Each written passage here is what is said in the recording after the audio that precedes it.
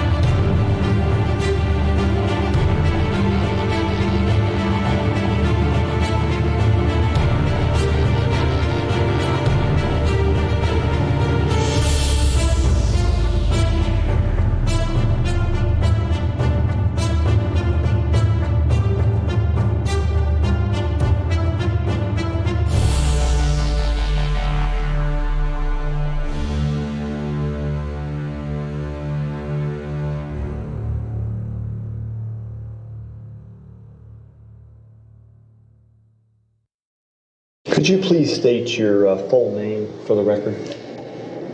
Yes, Tupac Shakur.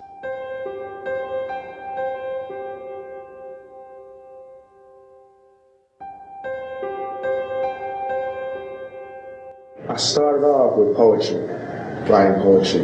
Mm-hmm. But like junior high, high school? Yes, okay. Junior high school.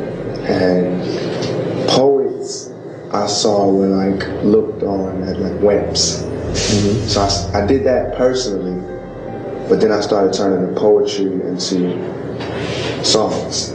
From the moment that I met Tupac at the age of 17, he was one of the most startling individuals I've ever met. He was, and still is,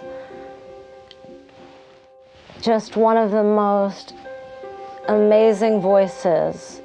I love Pac instantly. It's how you're raised. We weren't raised barricaded, although the FBI was always lurking around and all of that, but you still went about your business. The kids still played outside. When they came upstairs and ate dinner. The only lock on the door was your police bar in New York and your little lock. But you weren't standing at the window with guns. That's not what his life was. It may have been others, but it wasn't his. He became like my little brother, actually. I work with many different artists, but he's the guy who invites you to your home, who you talk to, late at night. He was just very easy to know for me. I kind of feel like he was that way with many more people, which is why he's so missed, because when people met him, they really got a chance to get a piece of him. Months and months I kept talking about needing a young artist that had a voice that could translate and cross all boundaries. Tupac was one of those guys who said what was on his mind. plenty of days and nights. The brother, he kept a smile on us. We kept joking. He was one of them guys that had a personality that he wasn't always serious. You know what I mean? He could be going through the worst things in court and things like that, facing the worst things in his world, but he always kept a smile on his face. He always, he always kept us laughing. It is of my opinion that I was rapping while I was writing poetry. Okay. And so I was into rap, I guess you could say, from junior high when I wrote my first poem. I fought a lot of people around me because Pac, when he was so young, he was already a contradiction in so many ways, externally and internally, and he lived out loud. So nothing surprised me. He was so in your face. Pac really down to earth. He was a good dude. He had good intentions, you know what I mean? It's just that, unfortunately, sometimes in these streets, it can mislead us and have us going the wrong way, you know? A lot of people nowadays like to say Tupac was loyal, but Tupac was really only loyal to Tupac. He was loyal to what he wanted. What my and Pac's friendship and love was about making shit happen. If you could ride with that, he was fine with it. But if it was something that you couldn't ride with, he would move on. Or if you did something he didn't like, or if you didn't give him the attention that he thought he needed at that particular time, he was done with you. He might just be done with you for the night, but he was done with you at least for that night. And then he may reconsider the next morning and you guys would be fine. But that's just how Tupac was. Mm-hmm. And after I heard on the radio that there were other poets who made records and they were selling and it was working, then I decided to change the method of my poetry.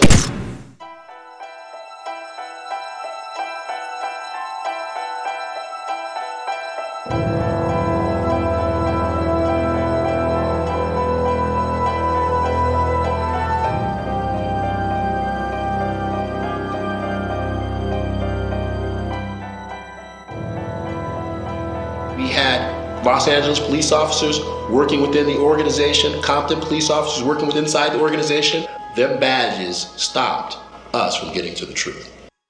No one is above the law.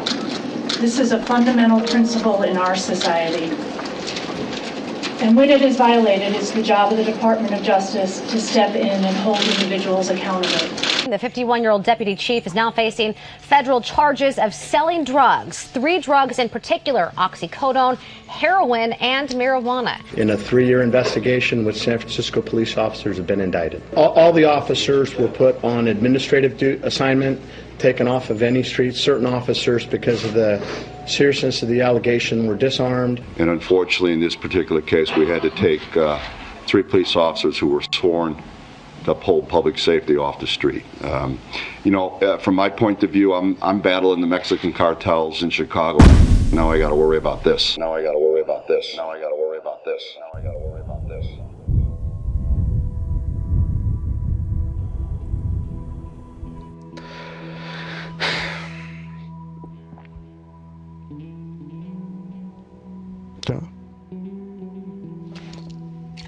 Turn it off.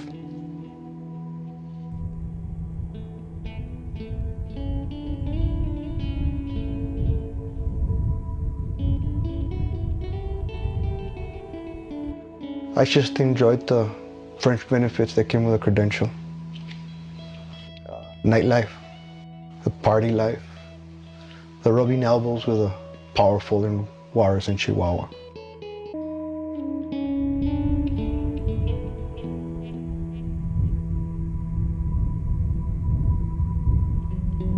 When I was with the feds, there was this, one guy.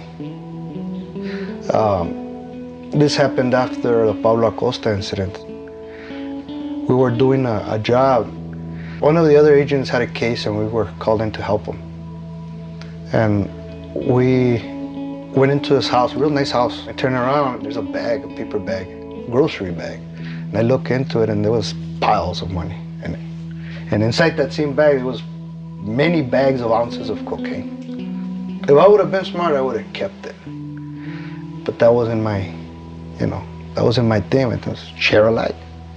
So I gave that money to the person in charge of that job. And some other agents were sent racking out, they were taking everything. They were stealing everything. And the person I gave the money to stole the money. He never reported it. So I came back home that night. I get a knock.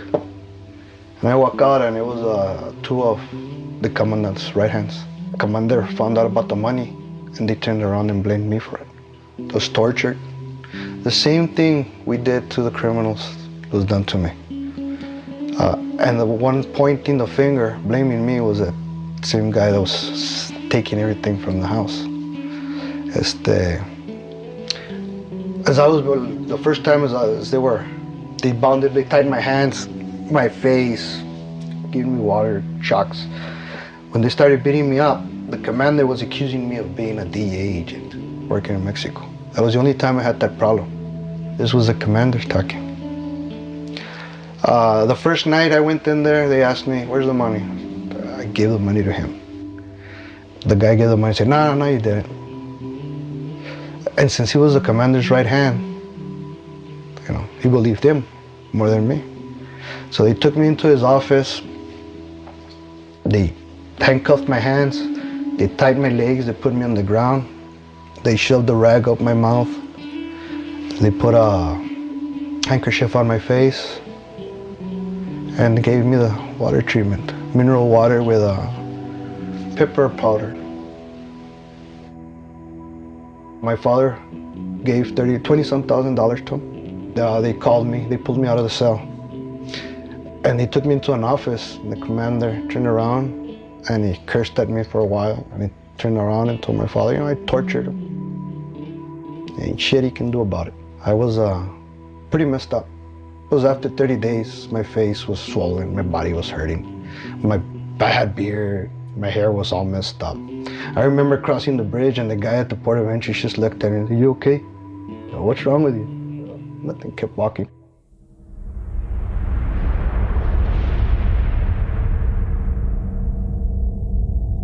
In the mid-1980s, the cocaine trade had sort of shifted from Miami, because a lot of law enforcement there, to Los Angeles.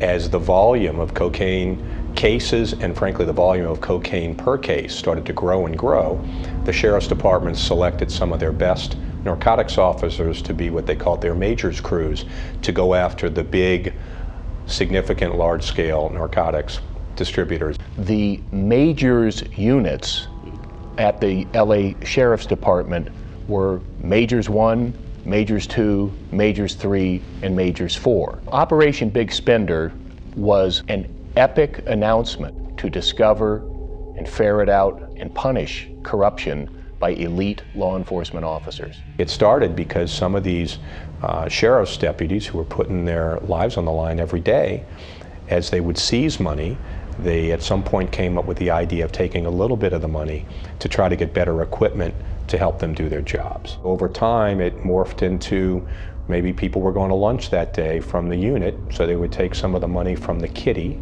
as they called it, and they'd use it for lunch. And then a little later on, it might be the weekend, and they were all going out, and it's like, hey, let's take a little money from the kitty for when we go out.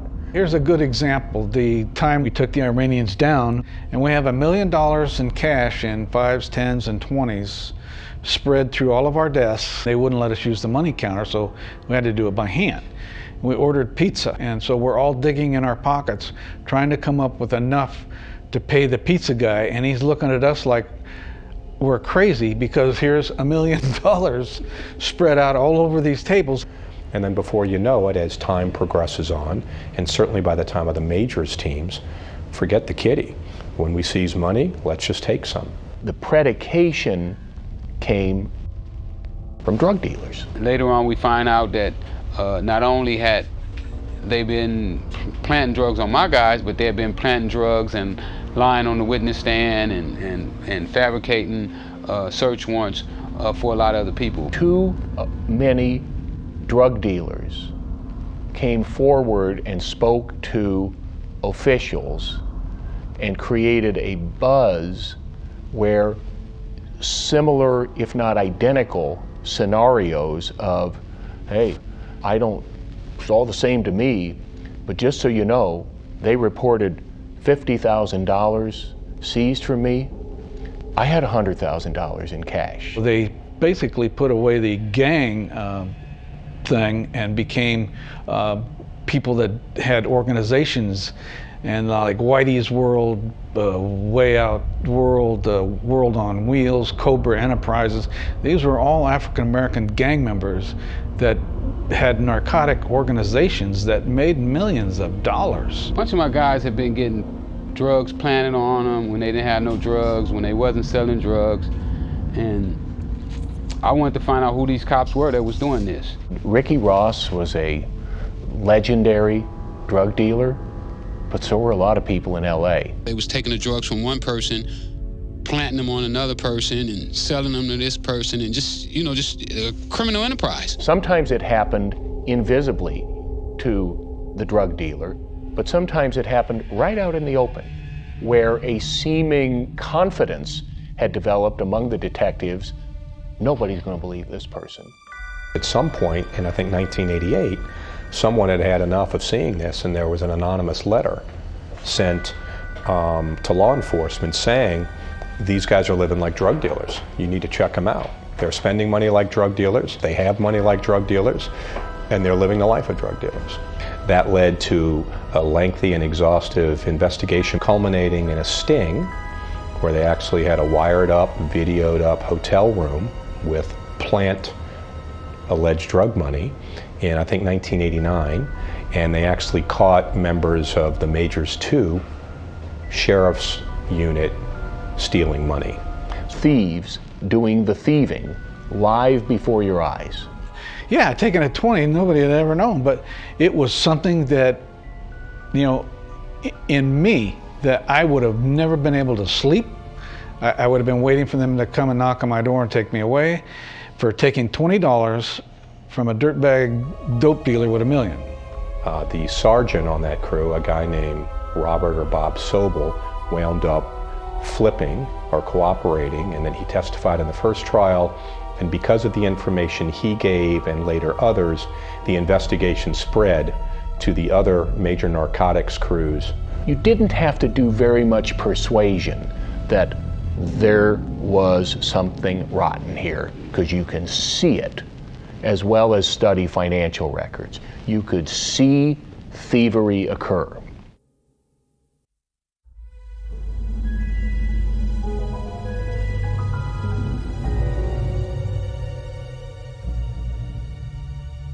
On the one hand, you have Operation Big Spender and the Los Angeles County Sheriffs being prosecuted, and on the other side of the fence, you have the city of Compton. Of course, it's not uncommon. You can take any large city or medium city or a relatively small city like Compton with a population of approximately 100,000, and you're going to be able to identify in its historical record there was corruption.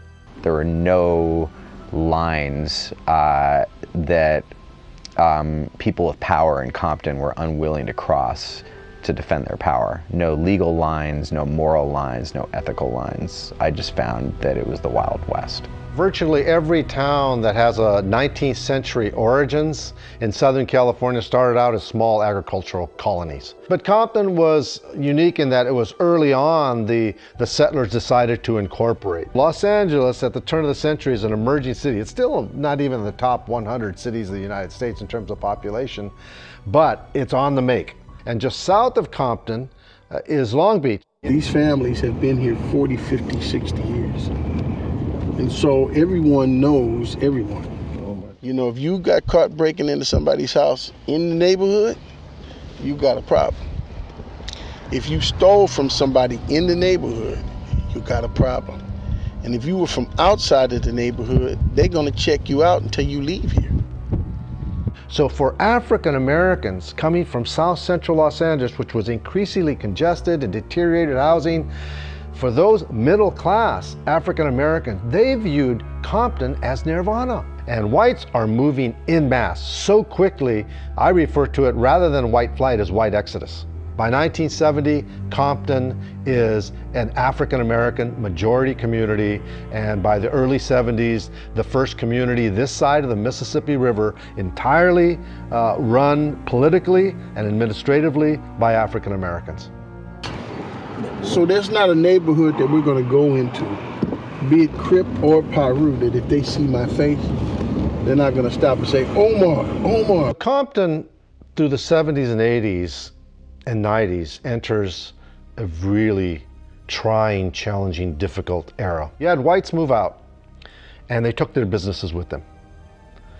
So the tax base, with all of the banks gone, in fact, downtown Compton is bulldozed. As that happens, the infrastructure of the city begins to decline. Now these rough streets are because I'm no longer mayor. Now, you introduce a cheap drug, crack cocaine, that with a rudimentary gang structure, that if it expands and becomes business-oriented in an underground economy, can make a hell of a lot of money. I was captain fucking football team, AB student, magnet.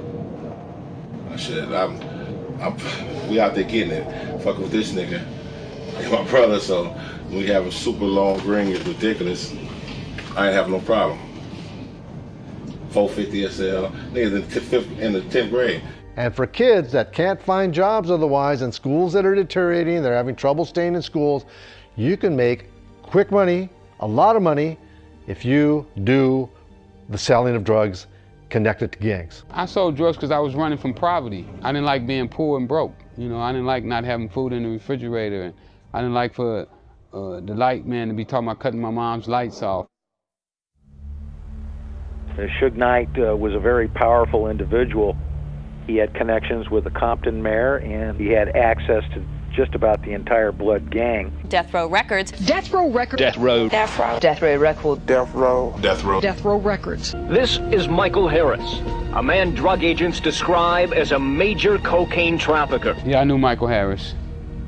Yeah, he was trying to put together his wife's album, and matter of fact, we were cellies at the time. Harris, identifying himself as original organizer and owner, names him as an equal partner in Death Row. I told him that he should have Dr. Dre produce a song for him. And that's how his thing with the Suge and the Dre and all started transpiring. I met Suge in MDC. Harris's complaint also names criminal defense attorney David Kenner as the company general counsel and organizer. Harry-O and a couple other guys in there that was running for David Kenner. You know, that was their game. You hire David Kenner and they get a kickback. I was there when he first told Kenner about the music business as well. Harry-O told David Kenner that he would make him more money in the music business than he ever made doing law. What's up, boy? What's going on, homie? Doing a documentary. Corruption exacerbated things as prominent political figures were identified, often with a federal investigation of corruption on a variety of charges. You had some high-ranking people like U.S. Representative Tucker taking some bribes from a company, I think it was a rubbish company or a reclamation company that was come into Compton and given favored status, and the FBI investigated, and then over a course of time found guilty. Did the city council meet in August? No. And yet our producer found that you were being paid in August. Probably so. Why so? Tradition. I mean, just to be honest, I was really naive. I have worked in politics at a lot of different levels. I have worked in the White House. I've worked on 5 presidential campaigns. I'd been a deputy mayor. I'd been on the State Board of Education.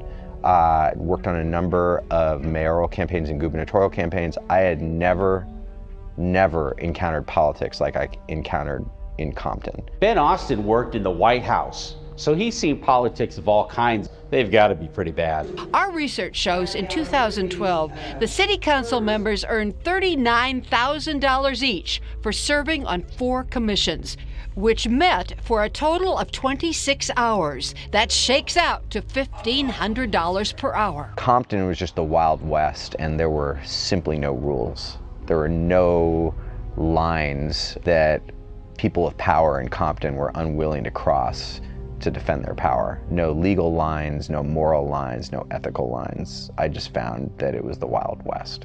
What commissions are you on? All of them. Do you have a favorite? A favorite? No. Well, what's one of them? I'm just serving on the ones that's on the books. So that's, it was CRA, it was public finance,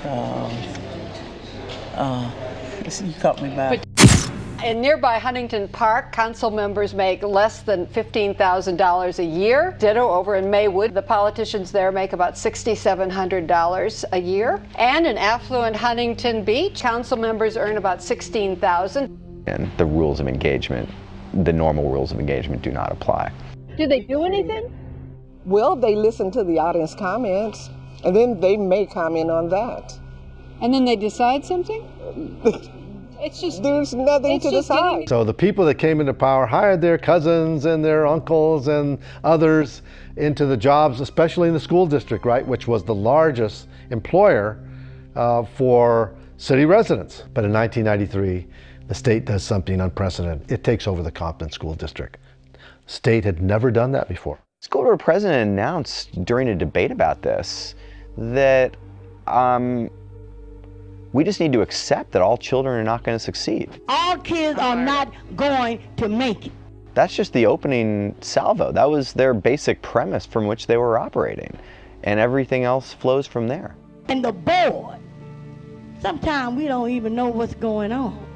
I mean, the words that were spoken in Compton. I gave you your 5 minutes. There would be no more speaking. And the actions that were taken were, in my mind, in an alternate universe. And like I said, I had come there having worked in the White House and on 5 presidential campaigns. All kids are not going to make it. And I had never seen anything like this.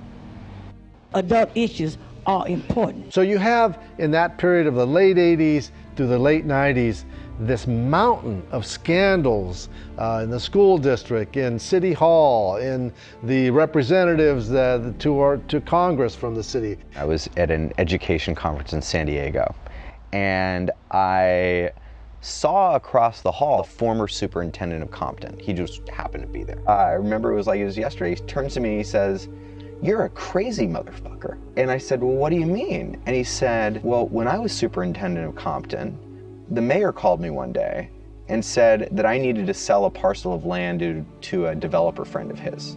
And he said, you know, that he refused, that he wasn't going to do it." So soon after that, a school caught on fire. And a couple of days, a week later, another school catches on fire. And then it happens again. And so he called the fire chief, or the police chief, I don't remember which. And he said, "When is this gonna stop? What's going on here? We got a huge problem." And he said, "The fires will stop when the mayor says the fires will stop."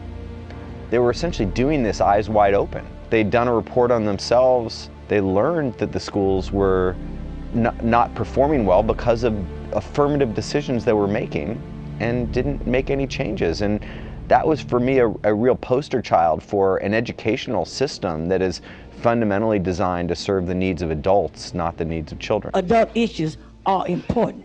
Kids in McKinley are 50 times more likely to drop out of school than to go to college. Right. I mean, that's a huge concern, and especially for these parents that want their kids to succeed like any parent does. And so first thing, they wanted to get their kids out of this school district. I founded an organization called Parent Revolution, and we invented a new law called the Parent Trigger Law. The law says that if half the parents at a failing school sign a petition, they can bring in new staff, they can bring in new leadership, they can convert their school to a charter school, or they can use the law as leverage to bargain. But it wasn't until we turned the petitions in on December 7th that the blowback really began. They mapped the networks of the school and figured out the children of the parents who signed the petition. And for the children of the parents who signed the petition, and these are elementary school kids, they wouldn't let the children, when they were at school, they wouldn't let them go to the bathroom.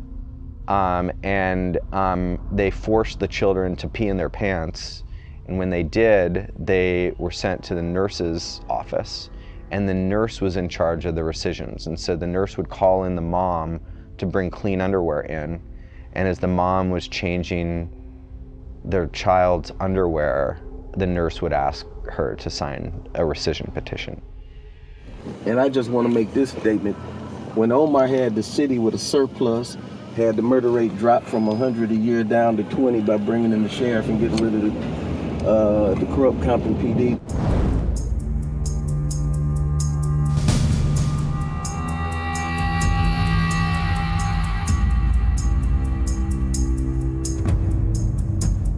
And now we see that the corruption that's passed from the city government and the corruption that's infected the schools is now passing its way down to the Compton Police Department. But you have to ask yourself this question. The entire Compton Police Department was disbanded. What does it take to disband an entire police department? In order to disband an entire police department, things have to be so bad and so corrupt that there's no other alternative, such as maybe bringing in a new police chief, new police administration, or something of that nature. They envied Compton streets when I was mayor. I used to get on the radio and laugh at them because they couldn't figure out my formula. It has happened on occasion where the entire municipality has been dissolved. The bottom line is things have to be pretty bad before that happens. I had personal interaction with them working the gang detail from 84 to 90. We didn't share a lot of information with them because of the city government was known to be corrupt, and the police department had a stigma of not being on the up and up. It was like shoveling sand against the tide. You'd hear over and over again that the Compton cops were on the payrolls of the gangs. Initially, when the word that cops were working for Suge was out, was that basically they were providing intelligence. But also when cops, when there'd be a clear street and there wouldn't be any cops around. And one of the things that the former mayor of Compton, Omar Bradley, told us was that there actually wasn't a difference between Death Row Records and the city of Compton. They've always been the same entity. That's what you don't get. The city attorney's nephew, or cousin, is Snoop Dogg. The city manager's son is A&R. The head of homicide's son is vice president, head of security. The other chief of police that I bring in and replace Yuri, his daughter got $1 million contract with Death Row. They reached out to the Los Angeles County sheriffs to see if the sheriffs would be interested in policing Compton. In police work, in law enforcement, there is so much duplication of services. They overlap, and a lot of times eliminating a police department really doesn't harm the public because another department can come in and take care of it.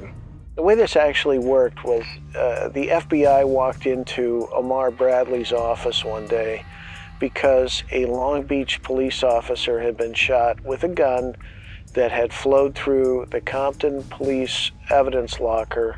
And so the FBI wanted to know if Omar Bradley was in on it. And Omar Bradley said, "I don't know what you're talking about."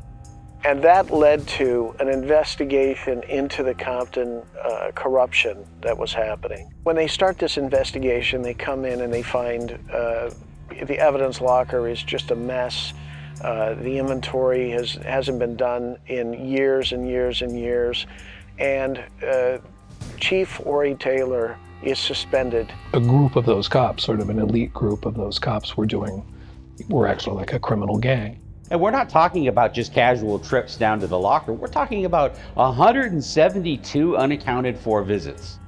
And they ask Ori Taylor if they can start looking into the lockers, and Ori Taylor is pacing back and forth. "Oh, I don't think I have a key, and I don't think the key's around." And he seems like he's nervous and he's upset. And so the investigator pulls out bolt cutters and just cuts off the lock to Ori Taylor's locker. And inside they find 2 kilos of cocaine in the police chief's personal locker. And Ori Taylor all of a sudden decides he doesn't want to be there, and he leaves the police station. And Ori Taylor gestures to his attorney as he's running up the back stairs to follow him up there, and that's the last they see of Ori Taylor.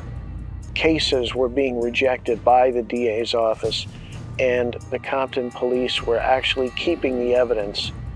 And a lot of that evidence was being kept in the evidence locker, and then when they actually go to look for the evidence, it's missing. Compton was a very corrupt city, and the police were trafficking narcotics, using the evidence locker as their warehouse. So that's how they pay them. But you gotta understand, we give you the dope, you give us a business deal. So our money looks good because our money's coming off this business deal. But where's their money coming from? Coming from the dope coming out the evidence line. And the guns, 2,300 guns missing. 140 gallons of PCP.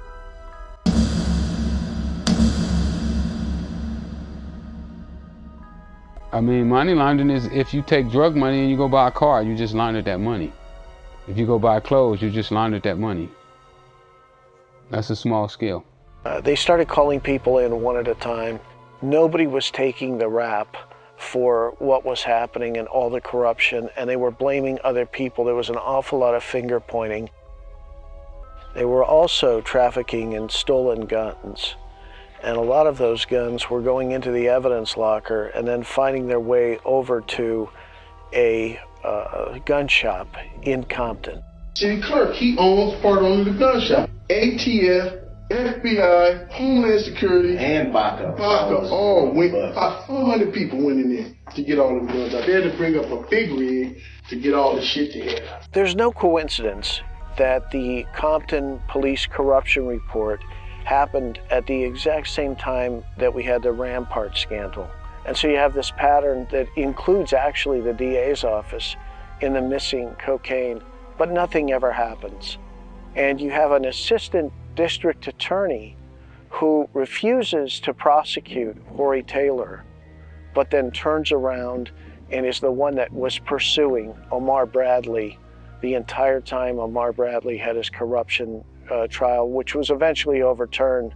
But even after it was overturned, the assistant district attorney kept pursuing Omar Bradley.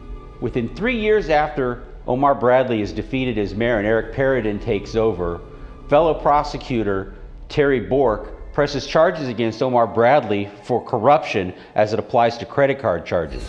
Yet when those same credit card charges that are made by Eric Perrodin are presented to Terry Bork with the question as to whether or not that's actually corruption, Terry Bork says that even if he found that those credit card charges were corruption, he would not prosecute Eric Perrodin.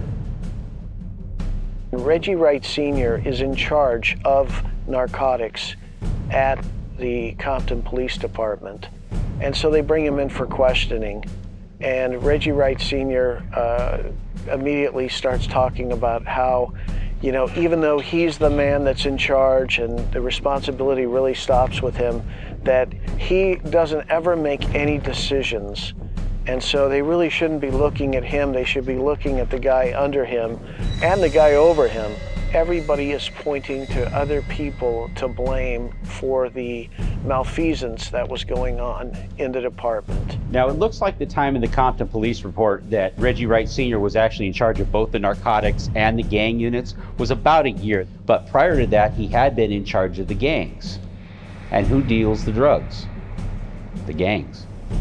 The Compton Police Corruption Report is a 95-page document. So when it was decided that they were going to shut down the Compton Police Department, a lawsuit was filed. One of the things that struck us immediately was that there was a handful of people in the Compton Police Department that were just not satisfied with the Compton Police Department being closed. It was heard before a judge. They tried to do everything they could to block this from being shut down. And the judge heard the case, they had their day in court, and the judge allowed them to shut down the Compton Police Department. Even though Omar Bradley had been successful in shutting down the corrupt Compton Police Department, what do you think was the first priority on Eric Perrodin's agenda? Restarting the Compton PD. The whole notion of I am my brother's keeper doesn't exist over here. This is dog eat dog. So what you have here is a real dilemma for the Compton Police Department because it's sort of like a vice. On the one hand, you have the Operation Big Spender and the sheriffs and everybody that's surrounding the city of Compton being investigated for corruption as it relates to the drug trade. And on the other side of it, you have the Justice Department and the Drug Enforcement Agency coming down on death row records and looking at death row records for money laundering as it relates to drug sales. So where is in the middle? The Compton Police Department. I was approached by the FBI and ATF about a year afterwards while I was working with Death Row Records in regards to racketeering within Death Row Records, and also at that time, the mayor of Compton, Omar Bradley, some other things that occurred within the city. I didn't know that the FBI at that time was following Reggie, Suge, the homeboys, and that's how things started out with the FBI. He really was not that street person. He didn't understand the street's value.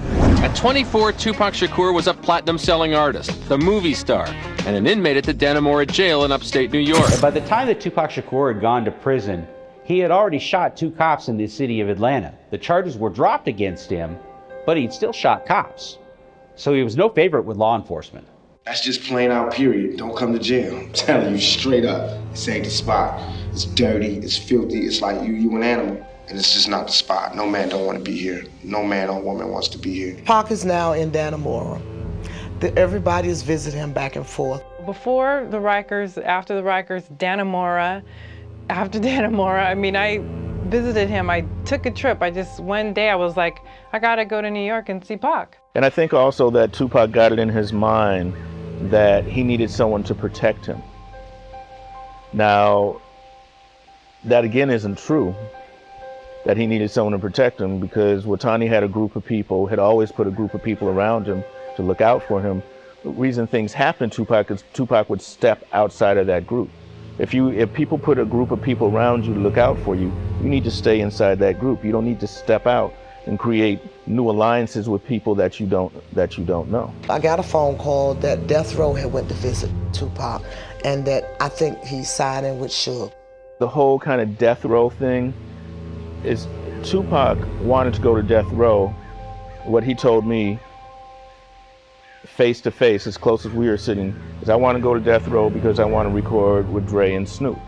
He said to me, you can make the phone call or I'll have someone make the phone call.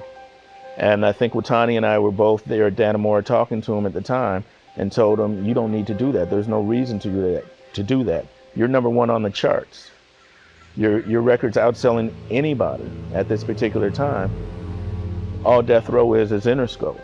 You don't need to go to Death Row. Pac worked 24/7. Because I knew he was gonna end it. This was just a means. He had to get out of jail, and he wanted his mom to have a house, and he would do those 3 albums. And after those 3 albums were done, the house is paid for. What is he gonna do? Because he had other ambitions. At the time, Suge wasn't letting anyone work with Dre or Snoop unless they were part of Death Row. In those months, in those last 9 months of his life, he had the kind of desperation that I talked about earlier. The only thing that mattered was to make a difference. Thug life is like the 12th grade. Some people graduate from high school and don't seek to do anything else. His lifestyle on video and on tape and even on song looked like a party. It wasn't a party, it wasn't a gangster party, it wasn't a party at all. You have to remember, Tupac was out on bail. And the reason that he was rushing to get as many songs done as he could was because he wasn't sure that bail wouldn't be revoked at some point and that he may actually go back to prison. He was not a gangster. Not one day in his life, not even the day in the MGM when he stomped whoever the hell that was on the floor.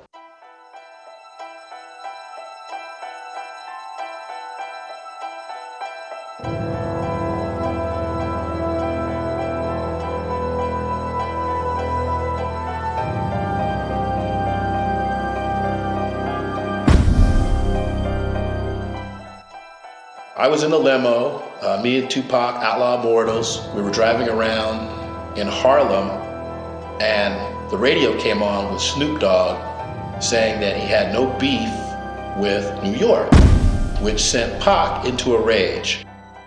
And at that time, the artist at the height of that whole forefront was Snoop. How the fuck did that feel? 'Cause I am the LBC. I'm the king of Long Beach, nigga. I made it fashionable for niggas to bang the dub. I made it universal, motherfucker. I'm the nigga that took the set around the whole globe. 23-year-old Calvin Brodus, a.k.a. Snoop Doggy Dogg, the man who made gangster rap mainstream, stands accused of murder.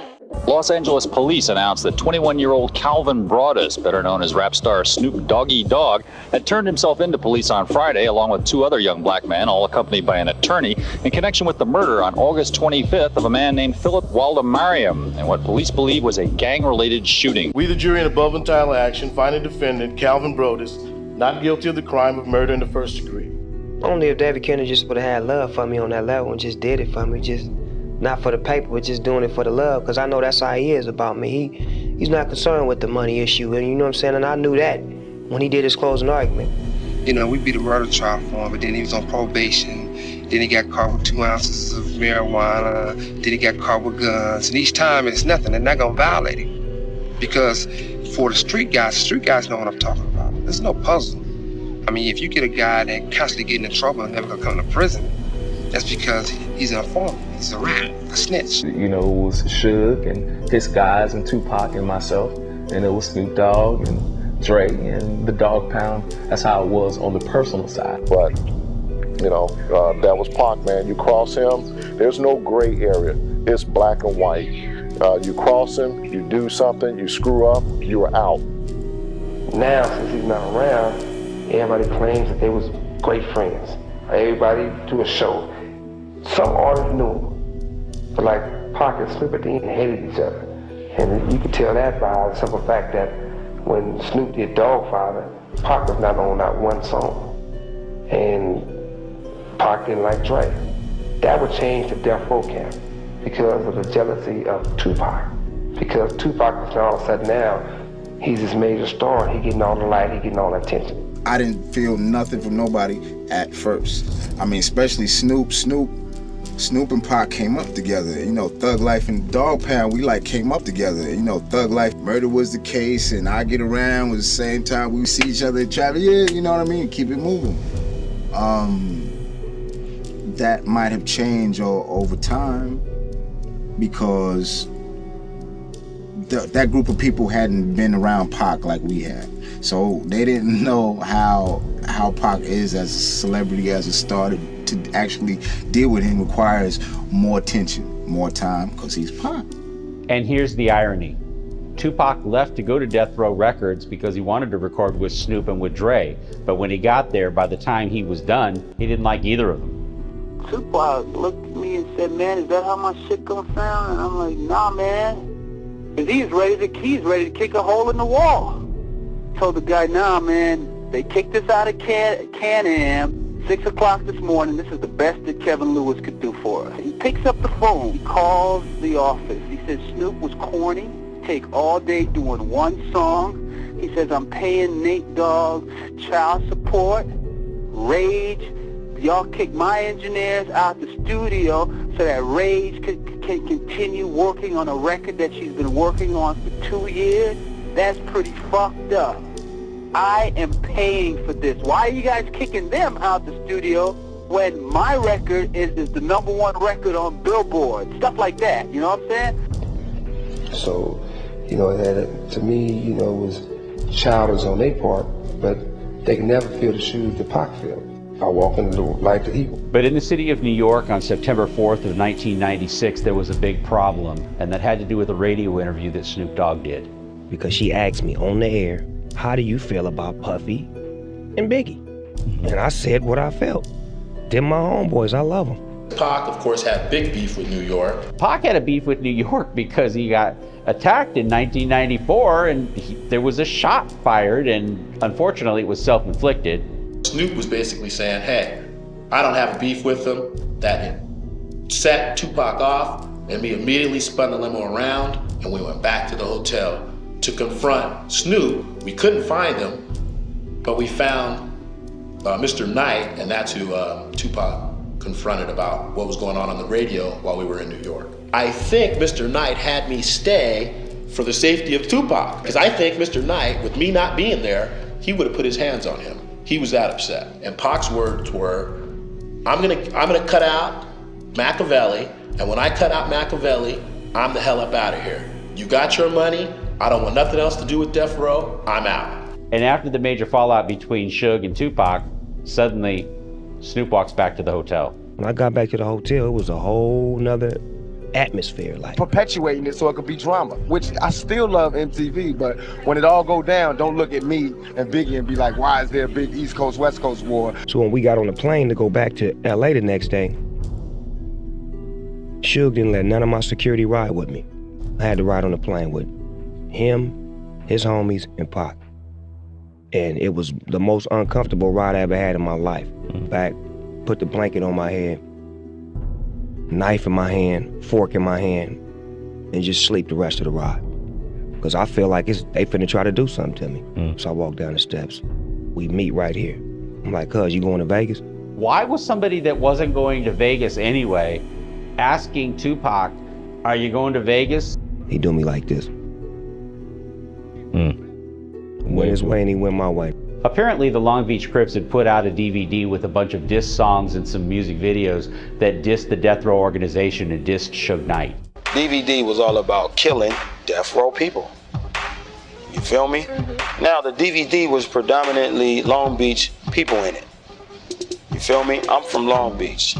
My whole time that I was on Death Row, I lived right here in Long Beach. You always saw Pac and Suge hanging together. You always saw these niggas everywhere together. They was like big brother, little brother and shit. And the thing is, that relationship was dangerous for the powers that be. I remember that. Not the West Coast. I got backlash from Suge Knight, Tupac, and Death Row. And then was our last days hanging out before he got killed.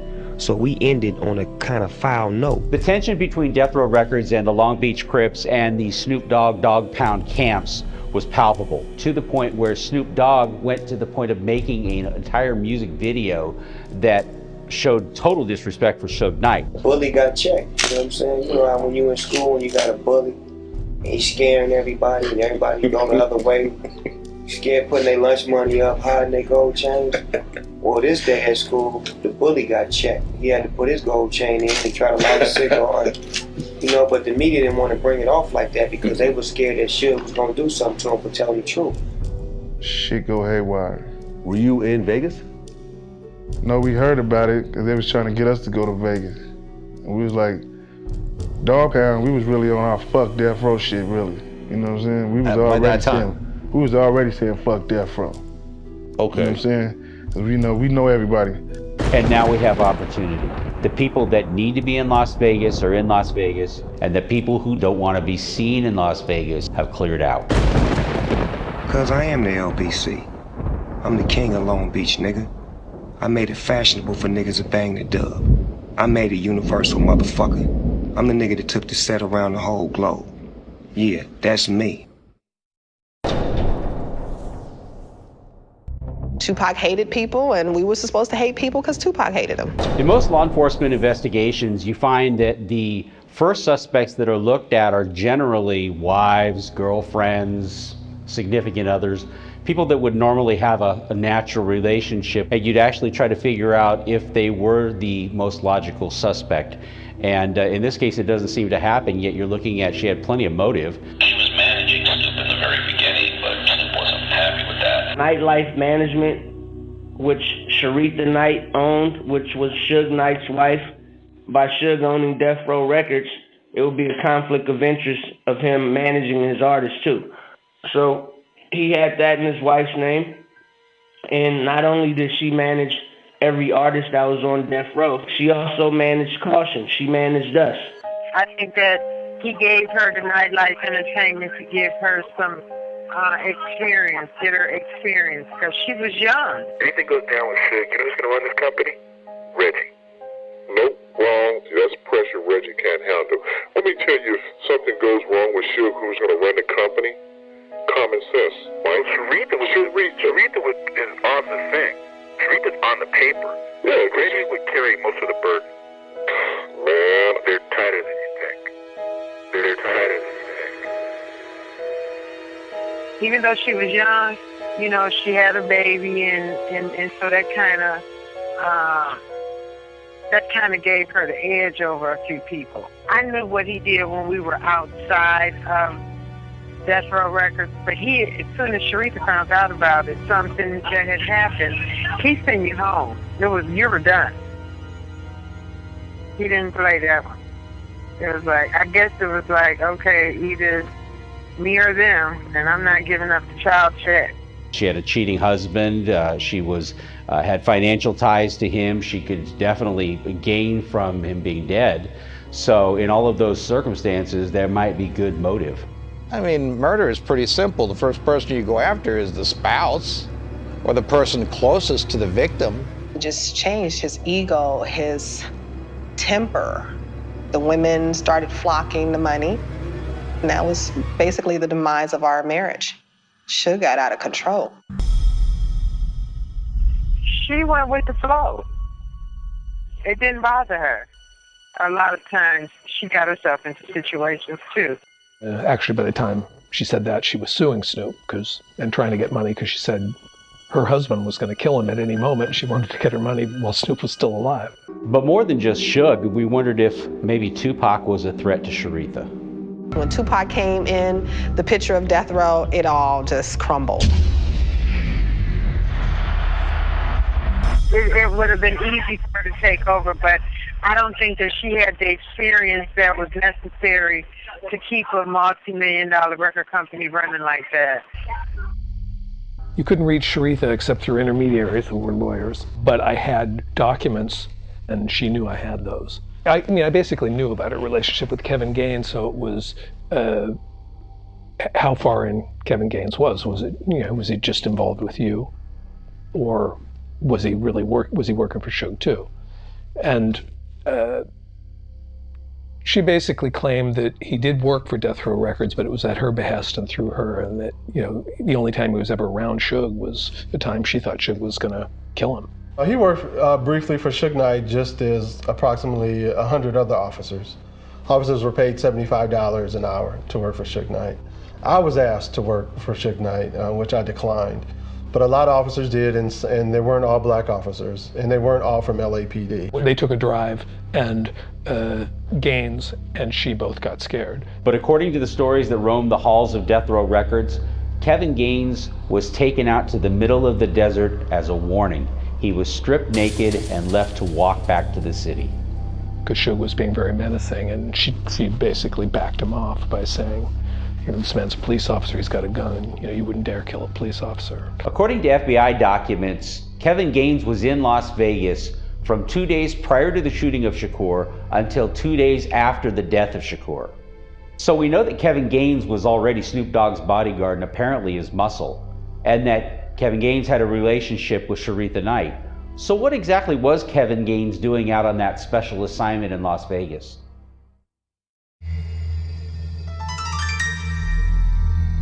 We came across a letter that was we call it the confession letter, that was given to us by Chris Blatchford at Fox News. And this letter was given to him in 1998. By a gentleman who is now in prison. But at the time, he was a confidential informant for Fox News for Chris Blatchford, and it was reliable. It helped him, actually tipped him off to a couple of really big burglaries that had happened. CHP's offices got burglarized, and he helped Fox catch the people that did it. And this letter was alleged to have been written by Danny and Malcolm Patton. And the Patton brothers were Pyru. Yes. And it's a gang in Los Angeles. Yes, it was a gang in Los Angeles, I should say that. That the Blood Gang. And that they had mapped out this entire, not only confession that they were involved with the shootings, but why the shootings happened, what was all involved with it to begin with. And in that letter, not only were the Pattons the ones who were alleged to have written the letter, but they named a rapper by the name of Little Half Dead. You have to be pretty hardcore, know the Dog Pound, and know who the players are, to know who he is. So his name came up, but it was immediately kind of the scoff because nobody ever heard this before. You don't need to look any further than the album cover that Little Half Dead did. In this album cover, he features a picture of a dead Tupac Shakur slumped over a console at Can-Am Studios, along with a picture of what arguably looks like Yafu Fula, the second victim right after the shooting, as a victim as well, being shot in the head. Little Half Dead himself is dressed up as no one other than the Terminator. Dog Pound, we was really on our fuck Death Row shit, really. You know what I'm saying? We was already saying fuck Death Row. And the story goes that they owed Freeway Rick Ross some money. At that time, Fox News was paying a lot of money, and if they thought you could break a story that would get the kind of OJ ratings that you solved Tupac and Biggie, that kind of ratings back in 97, 98, well, maybe it was worth giving this to. We've also heard that it was an insurance policy because people were dropping like flies during those days. Sometimes you can give the press a letter and you say, if anything happens to me, you're free to put this out. There are several different points that the letter brings out, and we narrowed it down to 4 basic benchmarks that we could look at to see if there was any legitimacy. The first one was demo stealing. The letter mentions the fact that there was a problem with demo stealing. At the time, there was a problem with demo stealing. There were a lot of people ripping off albums. Yeah, I saw that all the time in the studio. I still see it to this day. When people would come to Death Row to play their tracks for us, if it was a good track after they left, we might just make something that sounded like what we just heard. Now there's a song by Tupac called Toss It Up, which is really started out from No Diggity. One day, all of a sudden, Death Row Security comes through the door and they've got the master tape of No Diggity. As it got handed down the line to different producers, more and more stuff got erased of No Diggity, and then it's just kind of hard to hear that that's in there. The second thing that we looked at in the letter was actually the reference to the fact that there was an altercation between Little Half Dead and Tupac's soldiers. I think Pac was a great man, but his governor was broke. You know, in the car, when you got your governor where you could only go a certain, Pac had to go all the way, every time, all out or nothing. It got to the point where I had a bail bondsman on speed dial, and he knew me, and he knew our money was good. So anytime Tupac or any of the guys got in trouble, and usually it was Tupac, and then Man would have to get bailed out also, that I'd call and get them bailed out right away. This is back in the days where we were using DATs, and I queued up the DAT to the wrong spot, and Pac, he just blasted me in front of the whole crowd. I'm sorry, y'all. That's my stupid brother. That's my stupid brother on the mix.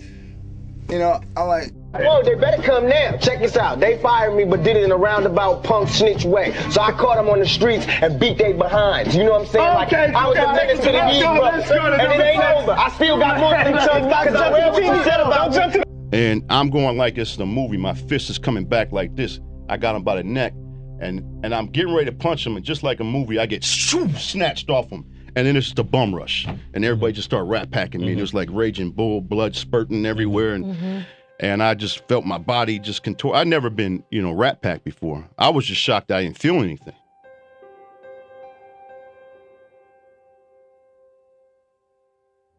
The third thing that the confession letter brings up is actually the fact that there was a bounty placed out on Tupac and Suge Knight. That's not news. There were bounties that were put out on allegedly on Death Row Chains. Right. There was allegedly bounties put out on that. Crooked Eye talks about the fact that there was actually a bounty that was put out. If you were a Death Row artist, you were marked for death. Okay.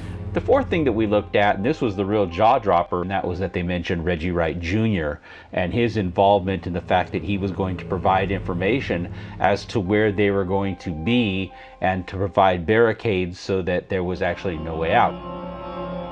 Tupac thought he was going to a place where he could have protection, but both Tupac and Suge were in over their heads, and they were both targeted for execution that night.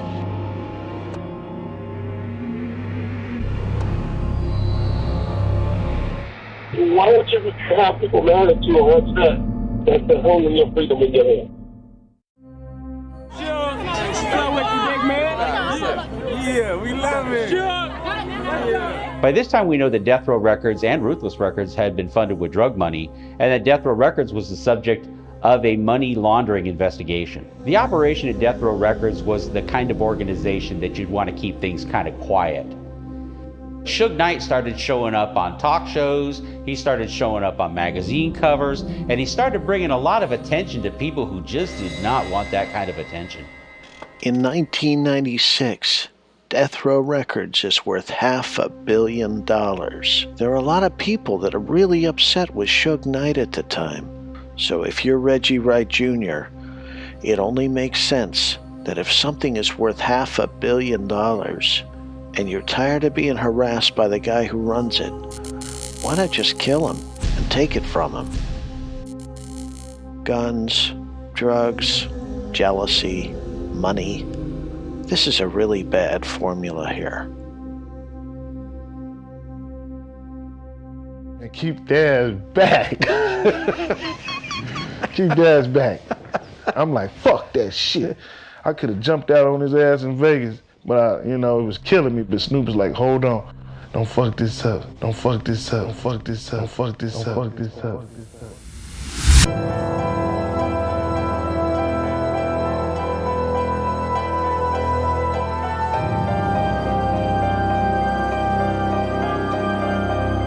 On September the 7th, Reggie Wright asked me to ride with him to the meeting that we were having. It was about 12 noon, and we were going to George Calisa's office in Las Vegas. When we arrived there, there was 23 other security personnel for Right Way Security at this meeting, along with the attorney and Reggie Wright. Which is another thing that's unusual. And one of the main issues and the main points were we were not to carry our weapons. So that right away brought up the issue of why not. I've been to Club 662 on many of occasions, and never have they told me to leave my weapons. So myself, Michael Moore, and Al Giddens was excluded from that because we were gonna be the main security at the Club 662 that evening. Why would I leave my weapons in a vehicle or in the hotel room, and I'm personally guarding Pac in one of the most hottest places to be? We were told to leave our weapons originally into our hotel room.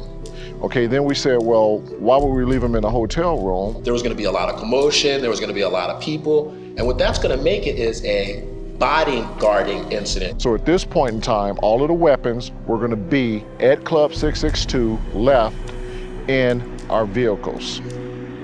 Therefore, if there was gonna be a problem, we would be able to retrieve our weapons from our vehicles. I got into a little argument with Reggie Wright at lunch over it. He said, Mike, I'm putting Frank back on him, and I'm taking you back off. And I said, Reggie, that part doesn't make sense. Why not leave me and Frank on Tupac? I was Los Angeles County jail booking in a burglary suspect. I went to work that day. At 3 o'clock or 4 o'clock in the afternoon in Las Vegas, at the Luxor, security was all brought together by Reggie Wright on the day that Pac was shot, and we were told not to carry weapons because we were all armed. We were told specifically, do not carry your weapon. And did you find that kind of strange? Everybody after the fight at the casino, and everybody thought it was strange. That why were guys told not to carry weapons? Even the cops that were there told not to carry weapons. Everybody was told not to carry weapons. That's what we were told. Now, I, at the meeting, was asked one of the few questions. Why would you tell us not to carry our weapons? This is their #1 artist. I mean, he's as high profile as they get. Mm-hmm. You know, and you're paying for all the security. Mm-hmm. I mean, you got all these guys at the club. Right. Something's wrong. The pieces of this whole situation, it just doesn't fit. I think the reason they removed me from Tupac is because I was one of the few people that wouldn't buy into not carrying your weapon. And during no part of that day did I take my weapon off. And Mr. Wright knew that. So they removed me off Tupac so there wouldn't be a weapon there. I rode with Reggie, and as we were riding, driving, going over to the meeting, he began to tell me about how he was upset at Kevin Hackey because Kevin Hackey didn't come out to Las Vegas, and that Kevin Hackey had my Nextel two-way cell phone radio that should have been given to me when I arrived in Vegas. Normally, Frank and I would both have radios, and Frank could just say, hey, Mike, we're over here. There was no radio again. That day, Frank doesn't have a radio, I don't have a radio, which I normally have, and we have confusion. So for most of the day, all this went on, and Tupac did not have a clue that's what we were doing. Death Row was worth $500 million at that time, and Tupac Shakur most of that revenue. If your go-to excuse as the director of security for Death Row Records is that you can't afford an extra radio and that's why you don't have enough radios to go around, you should be ashamed of yourself.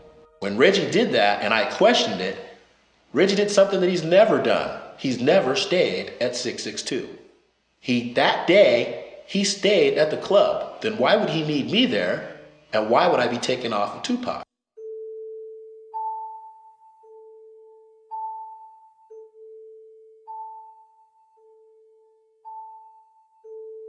I didn't just meet Suge when I started working at Death Row. I used to work at Federale Records. He was running around gophering and going buying lunch and picking lunch up and all of that stuff. But they groomed him into Suge Knight. The ladies would see from Suge is this nice side.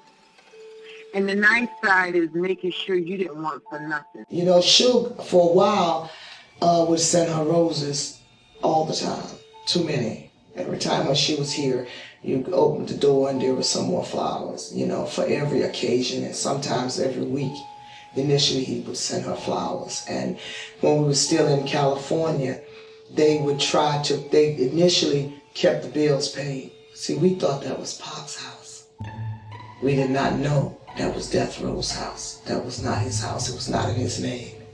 From the moment we got there, we thought that was Pac's house he was buying. So he bought everybody a car for Christmas. But the catch on that, on the control side, on the flip side, he never put the car in your name. So if he got mad at you, he took your car back. He died in September, October.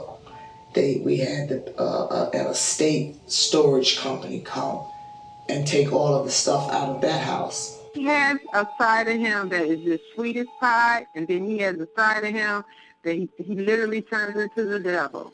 Because he's so nice with it, he catches you off guard when he does something. Suge had them to pack everything in Wilshire House and send it down here. She didn't even know it was coming. It looked and it was there. She didn't want it in particularly, but you know, she took it because it was here because she said it wasn't his.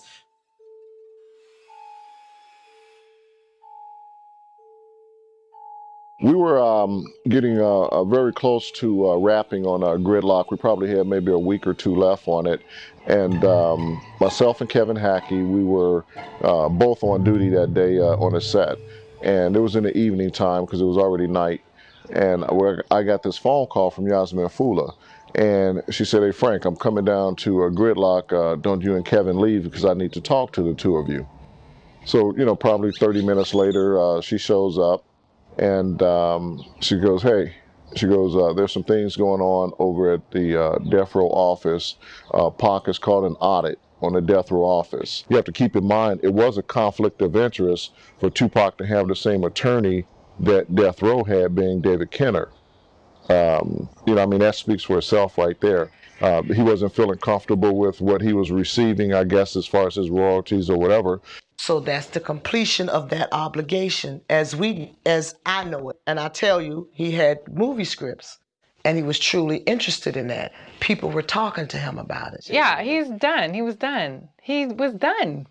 He was done. There were meetings with attorneys. Yaz and I, yeah, he was done. He was done. He had fulfilled his obligation with Death Row and no intentions of renewing any sort of paper agreement.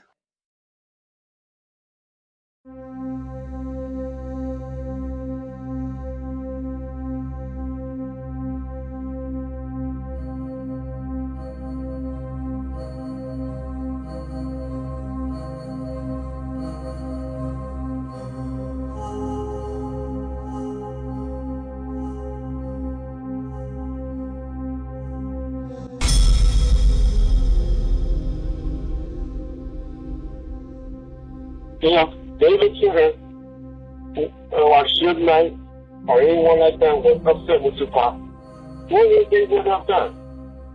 Institutionalized Tupac. Had it became violent revolt for some reason. They would have no reason to kill him or anything like that.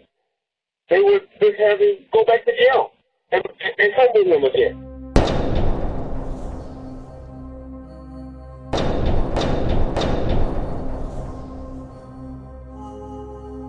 According to Reggie Wright, if Tupac got out of line, we'll just throw him back in jail and humiliate him, humble him a little. Isn't that what they did to Kevin Gaines? Isn't that what they did to Snoop Dogg? And Sheldon is down on on his stomach. And that's it. It's over in the first round. Tyson was Pac's homeboy, and to see Tyson in the ring doing his thing, whooping up on Bruce Seldon, Pac was excited. He was jumping up and he was saying what he was saying. Everybody getting excited about a fight, and that continued from the seats into the back of the area where the boxers come back in at after the fight is over. And he, got back there and he's just going off, man, 50 blows, 50, man, he knocked them out, 50 blows, blah, blah, blah. That was it. That was it. That was the excitement of that fight. That was Pac's excitement behind it. Mike Tyson never came in the back, so we never met up with Mike. We ended up leaving. As we left out of the fight arena area, as we got out into the casino area again, the rest of our entourage was out there waiting on us. As we walked up to greet them, which would have been, all of Death Row entourage, along with Tupac's entourage, one of Suge's guys, his name is Trevon, came over and whispered in Tupac's right ear, because I was standing on Tupac's left. Tupac took off and ran. His governor was broke. I took off behind him. Your killing was about to get overturned. And the rest of the entourage is behind me. Not want to go back to prison. I'd never been Rat Pack before. Tupac comes to, at this time, I didn't know who it was, now being Orlando Anderson, standing by this planter, just like waiting. Why don't you just have people mad at you or upset that they're holding your freedom in your hand? It was a setup.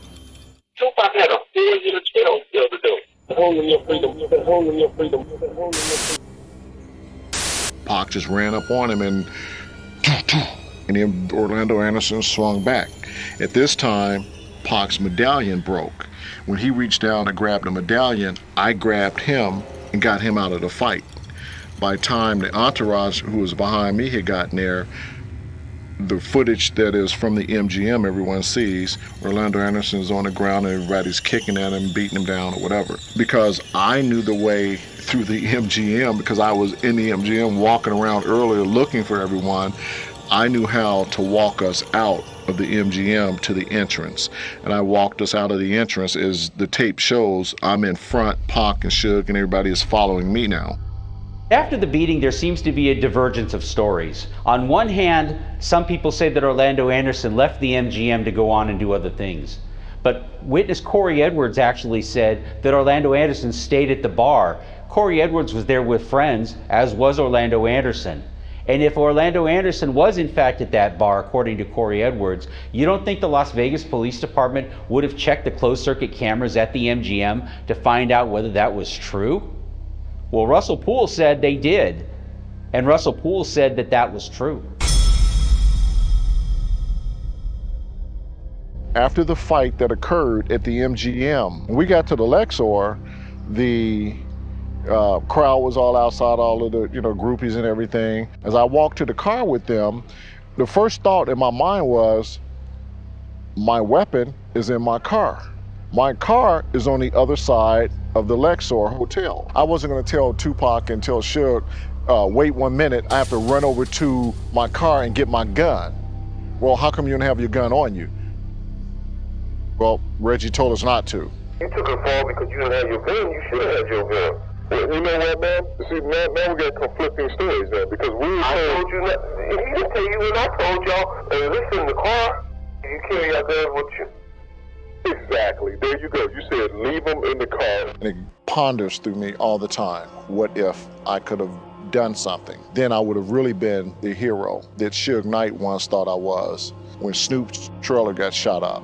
I have put myself in this position in my mind many times.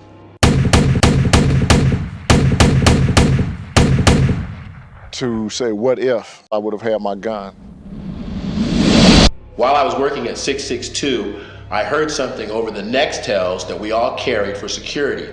And what I heard was, got him, got him, got him. Michael talks about hearing something over the radio.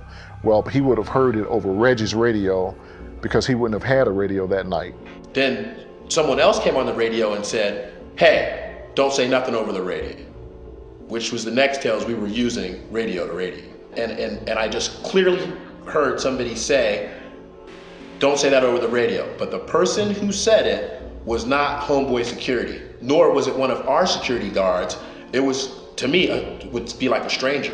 And the person that said that was Caucasian, definitely not African American. Oh no, even getting that, even we were in the cab and we heard, something happened, Tupac, something, it was like, over the radio, oh, those rappers, Tupac, something, people have been shot.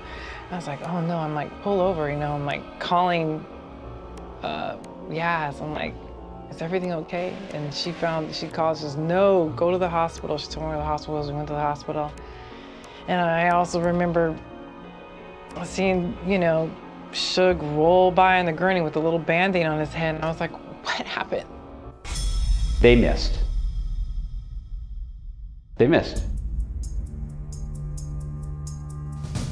All of the planning that they'd put into the operation, they shot tons of rounds into that car to the point where everybody thought that they were dead. But at the end of the day, they missed.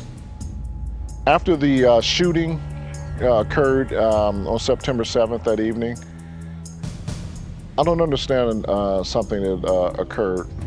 Trayvon, after we were questioned by the homicide detectives, went back over to Club 662. If he cared so much about Pac, why didn't he go to the hospital? It didn't really seem to register on anybody's radar that it might have been an attempted assassination on Suge Knight. Suge was at the hospital, Pac was at the hospital. How come everyone that supposedly have loved Pac, other than his family, the Outlaws? This is about selling a narrative. They tried to sell a narrative to the Las Vegas police and it didn't work. They tried to sell the same narrative through Chuck Phillips at the Los Angeles Times, and that didn't work. They tried to sell the narrative through the Wallace investigation and the Wallace civil suit through Wayman Anderson. And then they tried the last round to sell it through an ex-LAPD cop and a book called Murder Rap. How come everybody didn't go to the hospital? What happened? I don't understand that. So now we're in damage control mode. Suge Knight got shot at and he lived. Now what the hell are we gonna do? Because you've got somebody asking questions and we don't have an answer. I had Newsweek and Time. I had all of the major magazines and newspapers coming to Club 662. They gotta make up a story. They gotta come up with something. Because after the fight, Tupac was going to entertain. You have the attempted assassination of the head of arguably the largest record label at that time. Now, if this were David Geffen or any other big record label executives, there'd be cops falling all over themselves to try to investigate this. But it didn't seem to work that way. So then I went and to see Tupac. They wouldn't let me close to Tupac, but they did let me see in there. So that's when Kenner came to me and said, do you have keys to Death Row, to the offices? He said, well, then you get on the next thing smoking. Hey, you need some money? I said, no, I got money. And go back to LA. So Suge Knight goes back to Los Angeles and has a meeting at Death Row Records. Suge called the meeting. All the artists were instructed to come to this meeting, and certain security was invited, and I happened to be one of them. But prior to going into the meeting with Suge and all the artists from Death Row, Reggie met with us out front in his own meeting. But I'm gonna add something to that. We were also instructed to lie by Reggie Wright to Suge. But if I'm Suge Knight and somebody takes a shot at me, regardless of who else is in the car, they're shooting at me. I want to know who shot at me and why. And the reason we were instructed to lie was because Reggie Wright told us not to carry any weapons. What do? They lie. So I have, by me just looking at what Reggie told me, I'm thinking that Mr. Knight was unaware. More importantly, I want to know how far down this rabbit hole goes. The meeting was basically about what happened, and the artists were drilling security about what methods we had used and what was some of our tactics. And we know from looking at the statement that Suge Knight gave to the Las Vegas Police Department that he fully expected that Frank Alexander and every other bodyguard there was to carry their weapons. So whatever the case might have been, Suge Knight didn't get the message. I looked around and no one said it. No one was speaking up for security. So I'm Suge Knight and I'm asking myself, who the hell is shooting at me and why? And who's the first person I'm gonna ask? My head of security, Reggie Wright Jr. And it looked like Reggie wasn't gonna say that information to them.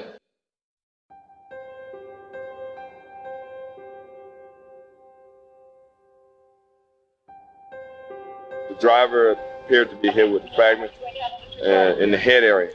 At this time, the wounds are life-threatening, but serious, not in critical condition at this time. Homicide detectives are very busy right now. Well, he has numerous injuries. He has multiple gunshot wounds to the chest, and so yes, that's always a possibility that a lung could be hit, a lung could collapse, or there could be other internal injuries that might need additional attention in the OR. Kevin Hackey shows up in Las Vegas, and he's got a lot of questions as to what's happening. I was in the hospital. His eyes, you could tell he was sedated. So, I mean, obviously his pupils were open, but there was no movement there. I actually started crying. I mean, I always call him, I like the kid. But Kevin Hackey gets into a scrape with Las Vegas Metropolitan Police when he reveals to them that he may be involved with a federal law enforcement agency. I did work undercover for the FBI and ATF during my tenure with Death Row Records and Right Way Protective Services. There was a report that was written by the Las Vegas Metropolitan Police Department about the altercation with Kevin Hackey. The Las Vegas Metropolitan Police Department wasn't concerned about anybody's safety, but they were more concerned about the public relations of the Las Vegas Metropolitan Police Department, and strangely, the public relations of the Compton Police Department. Now, since Compton wasn't going to be involved in the case for several days later, why would the Las Vegas Metropolitan Police Department be so concerned about the public relations of the Compton Police Department if they weren't there yet? A CEO of a company or the wife of somebody being murdered is one kind of investigation, but now you're talking about something where there was all kinds of alleged baggage involved. This is where you begin to see Compton Police Department inject themselves into the middle of the Las Vegas investigation under the false pretense that it's a gang activity. And again, that first night, I don't think he was totally forthcoming on everything he knew. So they approached Frank Alexander to basically lie to the Vegas Police Department and tell them that a chain was actually snatched the day of the shooting, September 6th, earlier that morning. And that was the story that was concocted then. It happened that day. Nothing about the Lakewood Mall and nothing about anything happening months earlier. It was all happening that day. And that's what they told Frank Alexander to tell the cops, and that's what Frank Alexander told the cops. Every time I think it's over, they drag me right back in again. And later on, when Frank Alexander is asked to repeat that story again, he refuses. We were supposed to went down to Vegas, me, you, and Malcolm, because Malcolm can ID the person. We were supposed to send you and him down to ID, to see if you look at the pictures, because they had a suspect, and that's when they had Orlando as a suspect, and then they were going to just have y'all look at the pictures before then just to see if maybe that, made your memory get better or whatever. So you can describe somebody, but once you see a picture, oh yeah, that's him. And so that's what they were going to have you to do. And that's what David told them, that we got two witnesses that's, maybe can help you out and put some things in the light. And plus the statement that you gave about the chain and all of that, with the additional information. And when he refuses, the story begins to evolve a little bit. It doesn't become that the chain was snatched that day. It becomes that the chain was snatched several months earlier. His head of security is a ex-Compton police officer. It's suspected that you have Compton gang members who came up there to do a shooting, gangland-style shooting, and yet and still, who's heading up the investigation? You have a lieutenant from Compton Police. This whole thing, it smells from high hell. Hundreds of hours of investigation was spent on the narrative that said that this guy murdered this other person. That narrative came from the powers to be. There's a Compton police officer by the name of Tim Brennan who is a protege of Reggie Wright Sr. Well, Tim Brennan is the first one that comes up in this investigation with the entire concept that a gang was involved and that Orlando Anderson was actually the shooter. Tim Brennan and Bobby Ladd run around talking about what great guys Reggie Wright Sr. and Horry Taylor were. And of course, this is the same Reggie Wright Sr. that the Compton Police Department says is in charge of both the gangs and the drugs, and drugs are disappearing from the evidence locker. And the same Horry Taylor, that's the one that has 2 keys of cocaine fall out of his locker when they investigate him after being suspended. You know, so obviously from a law enforcement agency looking into this, I mean, all of a sudden there's war in Compton. I mean, you know, basic calls are made, you know. So, quote unquote, you know, alleged Crip members, whatever, were killed left and right. But from Las Vegas standpoint, I mean, the whole thing smells. Tim Brennan lays the entire Orlando Anderson theory smack down in the middle of the investigation and uses a couple of confidential informants, and we have no idea of their reliability. Oh, yeah. People, you know, embellishing search warrants to get it, you know, so they can get it. It's not, you know, in my experience, it wasn't something that was widely done, but there were times that you'd hear about it was done. But seriously, what are they going to do? They're going to try to blame somebody else. And who are they going to blame in a hurry? They're going to blame somebody that they can't point the finger on, somebody that can't be named individually. They're going to name some entity. They're going to name some group, some people, some gang. But at the end of the day, they're going to lie. And they had to get a search warrant, and they couldn't come up with, you know, the probable cause for it. So sometimes it was embellished or, yeah, made up. That's what Tim Brennan told me personally. He said, whenever they're ready, tell them that when they're ready to know who did it, who was in the car, and all that stuff, tell them we have the evidence, we know who did it, we know exactly who was in that car that night. And he's basically saying, and I don't want to start dissension between 2 different departments, but he said it's funny because everything we had came from Tim Brennan. You can't always take what they say 100% true, because you always have to look at a motive for somebody of why are they saying why are they telling me what they're telling me? Do they have a motive? You have to understand the absurdity of this. The entire narrative being manufactured is for a reason. You have to solicit a response from the judge. You have to get the judge to believe the story. Is there some reason why they're doing this? Because, I mean, it may be something other than the truth. If they had told the judge, hey, there's just some random arm that came out of a car, we really don't know who it is, and we really don't know who was responsible for it, and it may or may not have been related to a chain snatch earlier that day or 2 months earlier, and we're really not sure of that, there's not a very good likelihood that that judge is going to sign that search warrant. They don't like him, or they don't like the individual, or they got something against the individual, or somebody told them, I need you to pin this guy. And no witness to the Tupac Shakur fight at the MGM said anything about Tupac saying anything, especially the line, "Are you from the South?" Cops do it all the time. That was intentionally added to the search warrant to give it a flavor of contradiction and to identify the South with the Southside Crips. And this was to make it appear gang motivated. When a judge signs a search warrant, that judge is absolutely relying upon the representations made in the affidavit, and the affidavit has to be under oath. It's important to understand that this kind of a false narrative emphasizes the fact that there was a fight and it made it Tupac versus the Southside Crips. So it set up the big fight. The judge is relying upon the veracity and truthfulness of that police officer. The statements made by Tim Brennan were not simply academic. They were actually made for an intended purpose and for a reason that that judge would have to buy later. And there are times, and I was a judge myself, where you get the call at 2:30, 3 o'clock in the morning from the drug enforcement officers that they want to come to your house and they have you sign a search warrant. It's like when we served the search warrant on my undercover operation, the affidavit was this thick. The affidavit says that somebody got out of the car and started talking shit.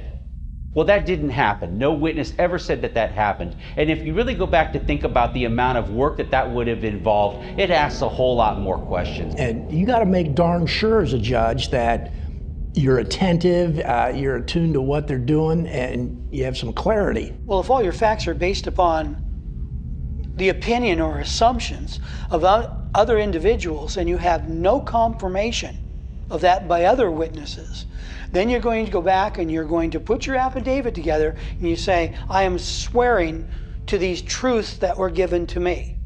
And these truths may not be truths. They're only opinions and assumptions. For example, if someone got out of the passenger side of a stopped car and walked all the way around the front of that car or around the back of that car, talking shit and holding a gun, that the bodyguards would have reacted to that. But it didn't happen.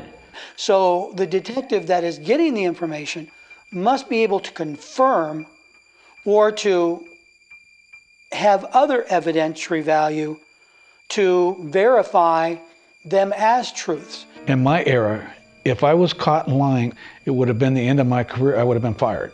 Right. They wouldn't have whitewashed, they would have fired me.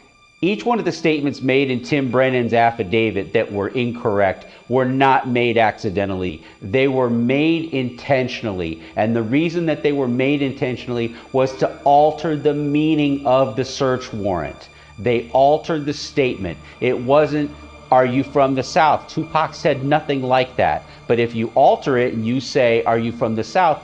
that's not just a simple mistake. That makes it personal, it makes it argumentative, and it makes it actionable. They can't use you anymore because you've already lied on the record, and therefore you have no credibility anymore, so therefore they can't use you. And it got to the point where Compton had to do something. It began before dawn. The crime sweep involved 300 officers, 10 agencies, including the FBI, at more than 37 locations in the Compton, Linwood, and Long Beach areas. Based on the affidavit and the search warrant of Tim Brennan, they go ahead and they do this big gang sweep. Of course, during the affidavit, I chased him into a house and we recovered some guns out of that house. Looking all over Compton for Orlando Anderson. But who finds him? Tim Brennan. So they haul Orlando Anderson in. Vegas police ask him a bunch of questions. And what do the Vegas police do? They walk away.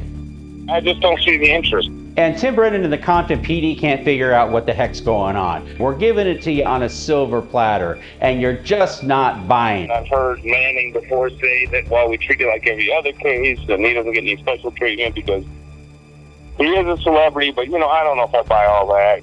There was an arrest made for the murder of Tupac Shakur. It was done by Tim Brennan to Orlando Anderson. You know, I know the people they need to talk to solve it.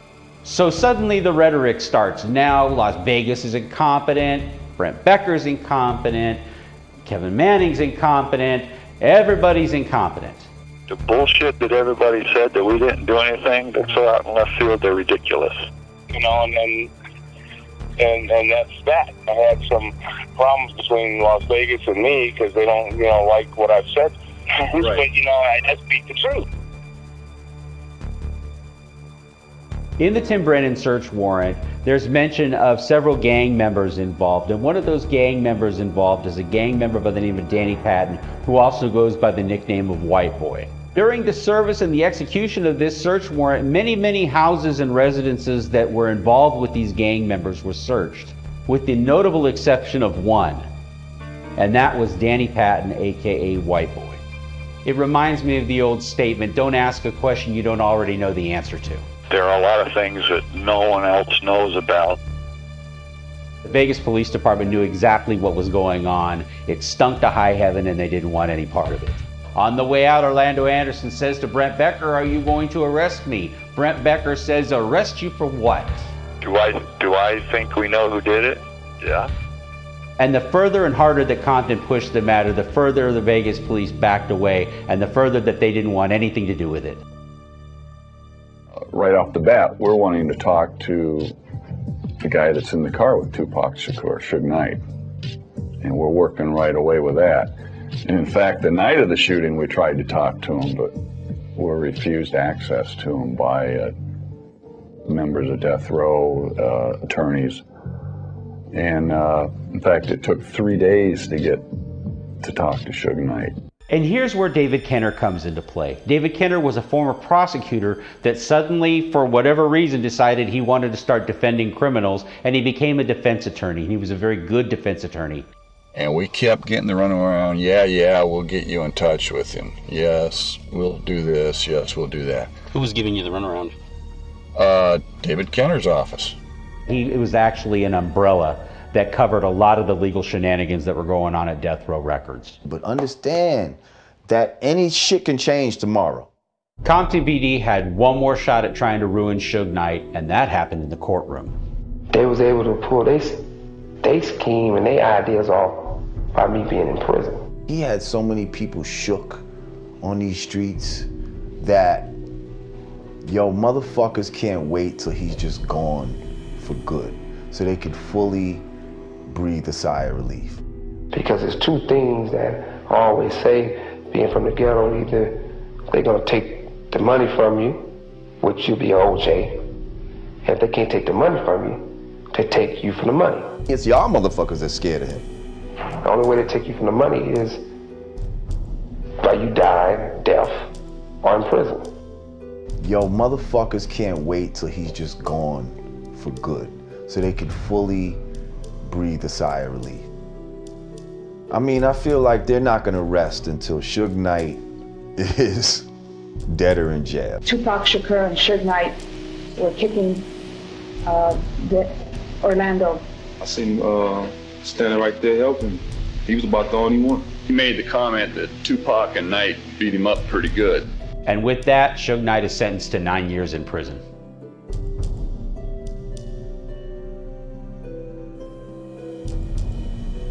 So if the Las Vegas Metropolitan Police Department weren't interested in Orlando Anderson as a suspect, who were they interested in? I think the answer to that question comes in the form of logs and notes that were made by a police officer on the Los Angeles Police Department involving certain incidents that happened at Death Row's Can-Am Studios. That officer's name was Knox. You're right that Knox is probably the most underrepresented character in this story because he was the very first guy to get on the fact that there were all these cops working for Death Row Records. I can remember when talking to Sergio Robledo when they were trying to get, subpoena Knox to, and he said, he's disappeared. I mean, the cops have given him a leave of absence. He's left the country. We've staked out his house. He's never home. He hasn't been home in we don't know how long. I mean, we cannot get him the guy we most want, and we cannot locate him. He sort of stumbled into it. He was the senior lead officer, which is, it's an elite position, and there's just one at every LAPD station. He was responding to citizen complaints about activity at Death Row's studios. People were upset that these gangbangers were parking in their driveways, and if they questioned them, then they were being threatened with guns and that kind of thing. So he decided he should visit the studio, and the first day he arrives, he's back and forth with this guy who turns out to be Ramsey Lewis's son and turns into one of the best informants about what was going on at Death Row Records. What Kendrick Knox observed may have actually driven Las Vegas in the direction of their investigation. And the guy says, well, one of the people who sits here is one of your own guys. What? And so he follows that up. That's Macaulay. But he's finding out that there are a number of other LAPD officers working for Death Row Records, and that there are higher-ups that already know it. It's already been, he goes to his superior who says, yeah, we know that, but that's not going to be in any reports, and you're not going to make anything public about that.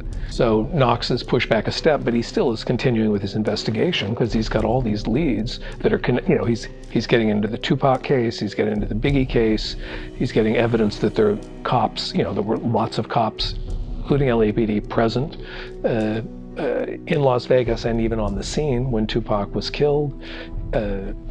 Implication that they were, helping set it up.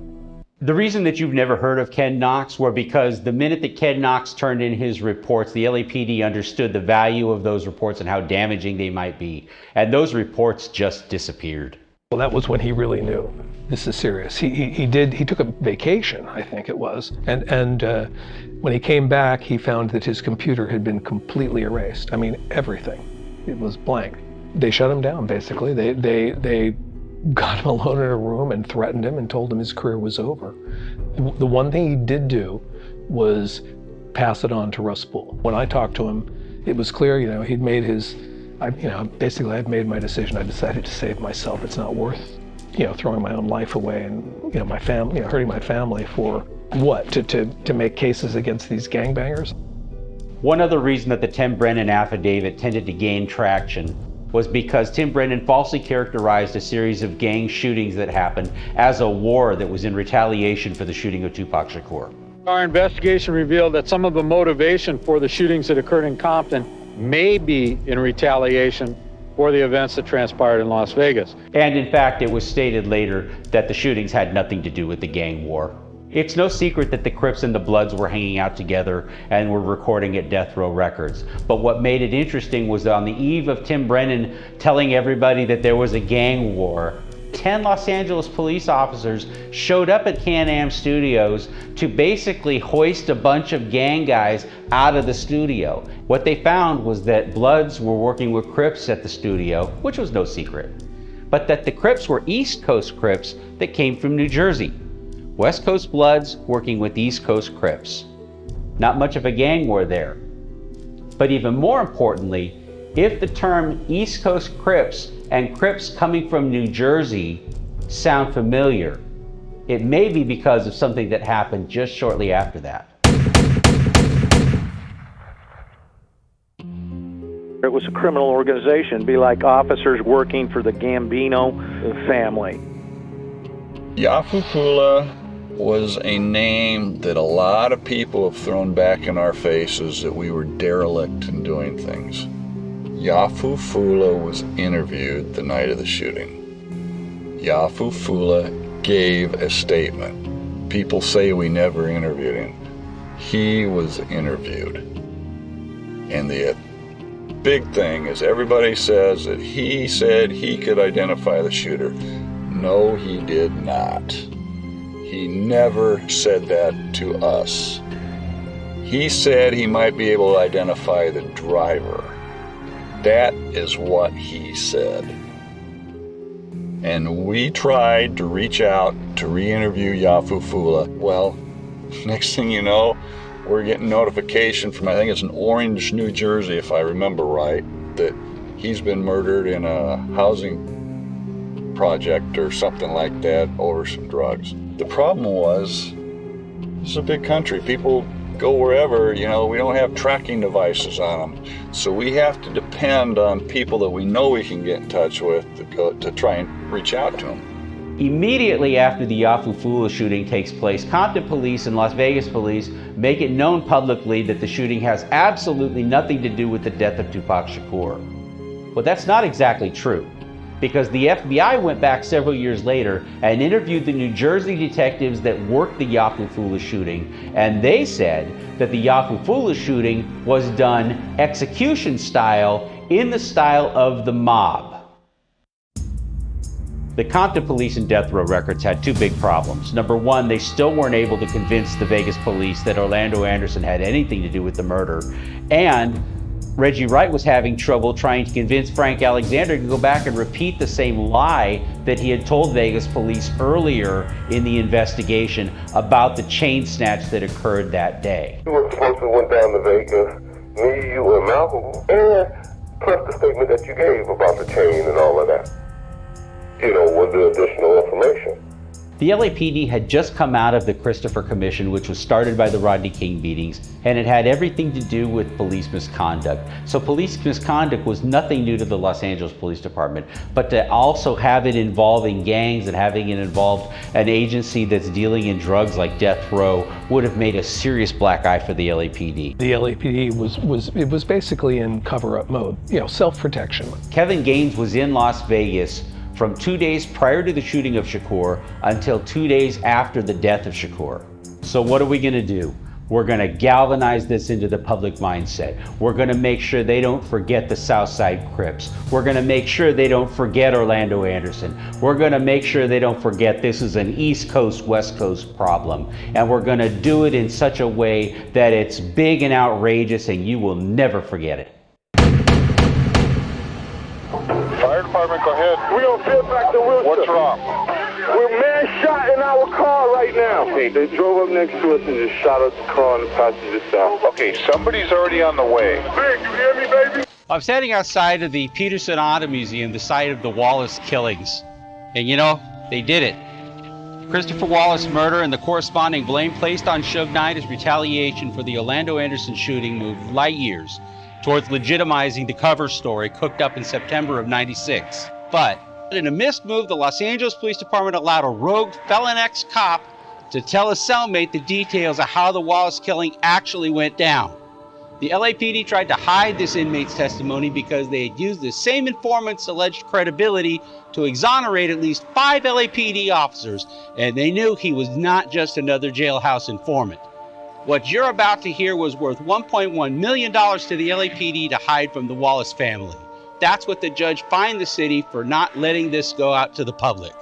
This is what they did not want you to hear, served up by the very witness whose testimony cleared 5 cops. My name is Kenneth Bogney, and I was in Linwood County Regional Facility from November 1999 to July 2000. There I befriended Rafael Perez, the LAPD officer who was in the center of the Rampart scandal. And then I could see the motive was patently obvious. He'd done things that were hanging over him.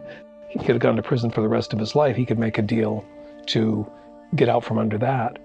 But then he could also get revenge on anybody who had ever offended him in any way. Rafael Perez never mentioned Suge Knight in name. He just said Dave Kenner and Reggie Wright told him and Mac they would find a guy to hit them. So it was the $1 million for Puffy and Notorious B.I.G.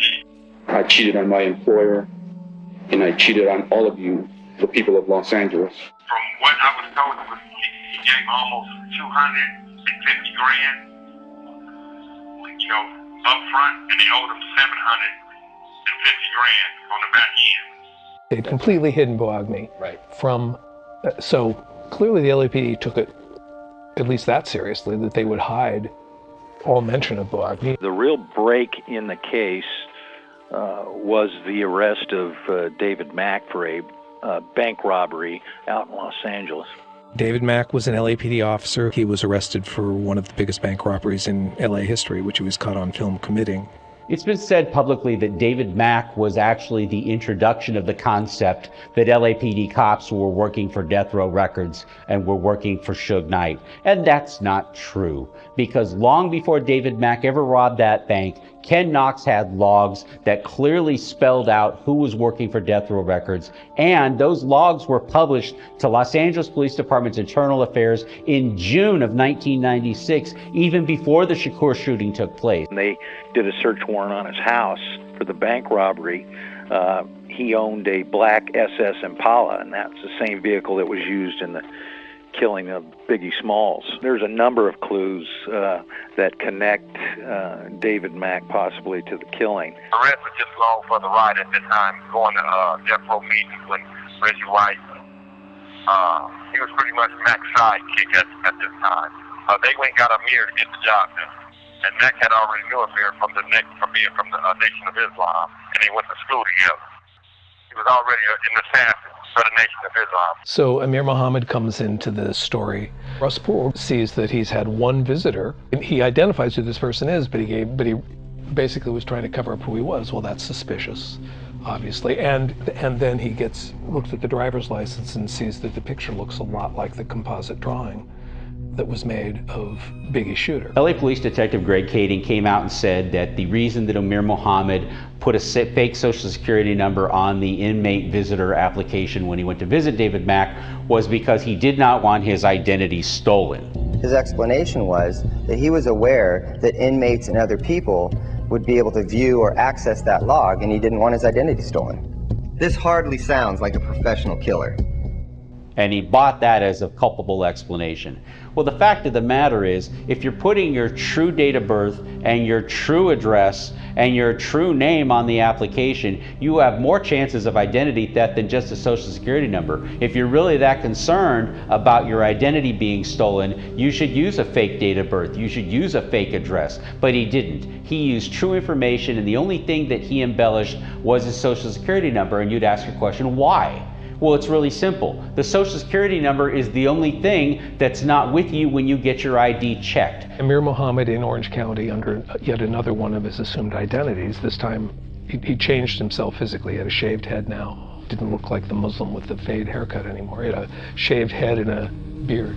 But anyway, he had been arrested for menacing a couple. He was in an SUV, menacing a couple in an SUV with a gun. He pulled out a gun. They pulled up alongside, pointed the gun at him, threatened them. The woman was somebody he'd been involved with, so it wasn't like this wasn't a hit per se. But they called the cops. They pulled him over. He had fake driver's license. He had many aliases. His real name was Harry Billups. He never really, I don't think, legally changed it. I think he still is legally Harry Billups, but he called himself Harry Muhammad, Amir Muhammad. He was convicted in that case, but he was convicted on, I think that was a misdemeanor. Initially, it was a felony.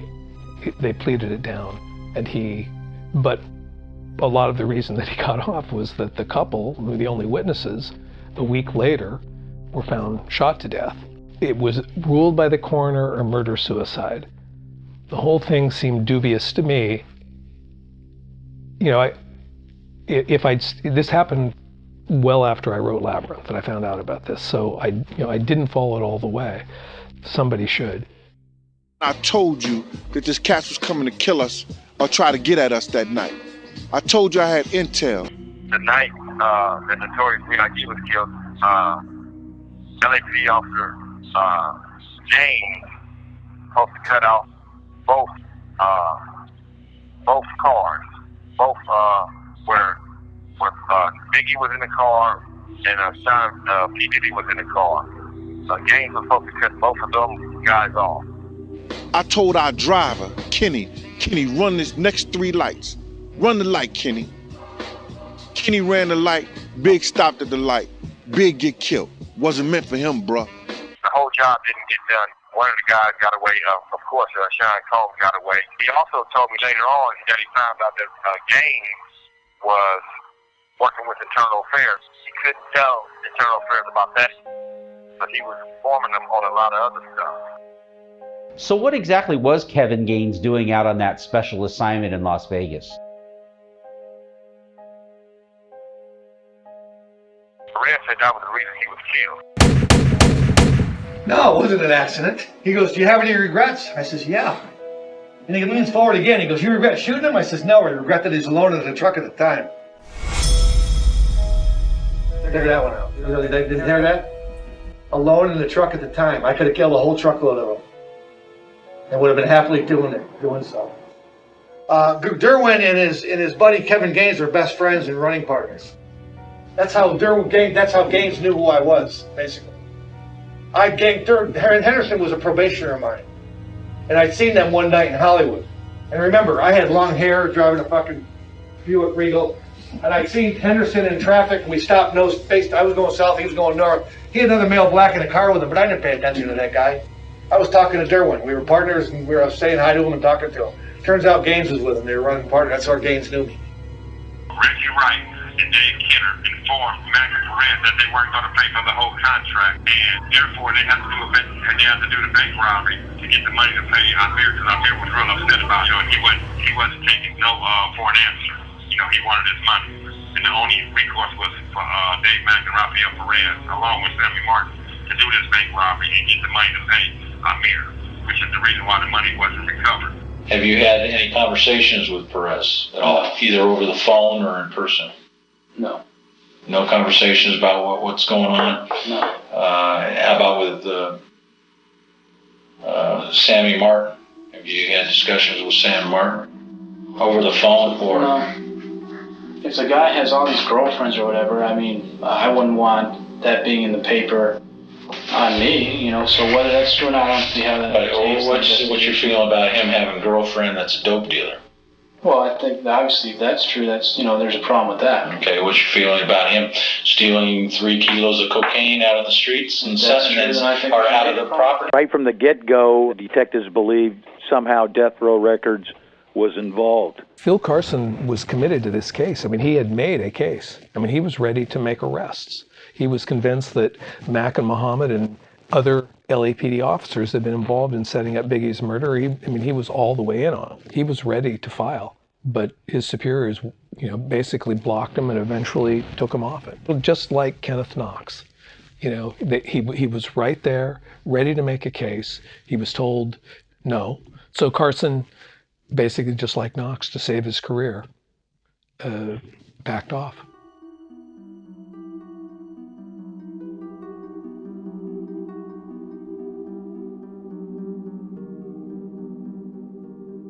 The first and most significant informant in this case, long before Poole or anybody had heard of Amir Mohammed, Mike Robinson, he worked for the sheriffs mostly, and the sheriffs actually handed him over to Poole and Miller.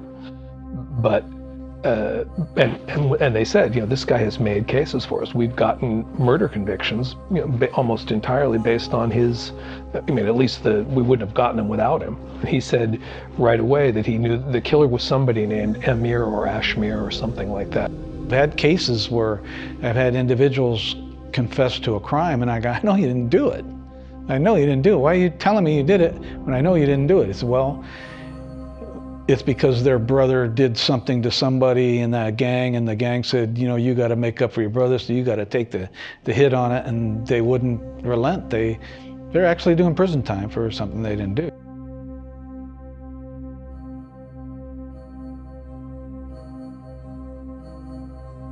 Time and time again, you have people who have information, they're put in a situation that's manufactured to make them look like nuts. Now suddenly they're not credible on the other side. They're not nutty about other things, Board of Inquiries, they're not nutty about Iranians bringing in 60 kilos of cocaine, they're not nuts about any of these other things that are going on. They're cops in some cases. So I met Wayman, and I started to talk with Wayman and meet with Wayman, me and my partner, I never alone. And I can tell you is that he never ever gave me any bad information, me or my partner. One of the guys that was from Morella's law firm, they had my case up in Ocean City. They told me if I did not do what they were asking me to do, they had power to switch my case into another courtroom, which they did. I have it to prove it to you. Right after the deposition, the guy who did the deposition from Morella's law firm, I think that's how you pronounce the law firm. Yeah, Morella. Whatever they call it. Morella, yeah. They sent the deposition within 4 days to Chuck Phillips. I never signed that deposition. I never approved that deposition. But 4 days after I did the deposition, when they were sending it to the LA Times to go to print with it, I contacted Perry Sanders and told him that I did it underneath threat and it was duress and I would never sign it. They were sending me information, trying to put words in my mouth about other articles, and they wanted me to go along with it, saying Perry Sanders offered me money. He never offered me any money. That came from Don Vince's mouth. Wow. And then he threatened my son. He told me I would be put in the hole. So this whole thing came from the city attorney. They had a hard-on against Perry Sanders, Mrs. Wallace, and Christopher's estate. They did not like Perry Sanders. They did not want them to get over. They felt on the city of Los Angeles. But suddenly, when it comes to matters of death row, or it comes to matters of Suge Knight, or it comes to matters of the Wallace investigation or LAPD corruption, these guys are bonkers now. Anybody with half a brain can see what's going on here. Let's suppose for a minute that we say these guys aren't nuts. Let's say we take in face value what these guys had to say. Before they were tampered with, before they were threatened, before Chuck Phillips got to them. Probably going to write this story by the end of next week. And I just think that would be, if I want to be able to bring that up in the story, but it would be much better to bring it up if you were part of it. You know what I mean? If you just would say, hey, I would, I mean, you don't have to say I can identify the guy. All you have to say is I would go to a line. You know? Because they've not even done that. And they're trying to act like they have done it. You know what I mean? Or that there's no reason to do it. Yeah, that's a question I'm not going to answer, Jack, one way or another. Before the LAPD got to them, before they had an opportunity to be dissuaded somehow. You have been told numerous times by numerous people, including police officers, that they're afraid to come forward. First, we have to look at what they said originally, then we look at how they were tampered with, because this is witness tampering. Let's call it what it is. These people had reliable information. They had a track record of provable, reliable information. They get tampered with. Now, all of a sudden, they're afraid to talk. Their stories are changing. They're not right about certain facts that they had been absolutely concrete sure of before. And how does that not stink? And they wanted a gang expert. because there were some gang issues in there, and I've been known and still am as a gang expert in the defense world also. So they called me, and I went down and talked to them about the case and told them, yeah, I'd be glad to, to work on it with you and be more than happy. So I got retained and started working on it and got into it and found out that, well, I don't understand the gang issues. There's no real gang involvement in this.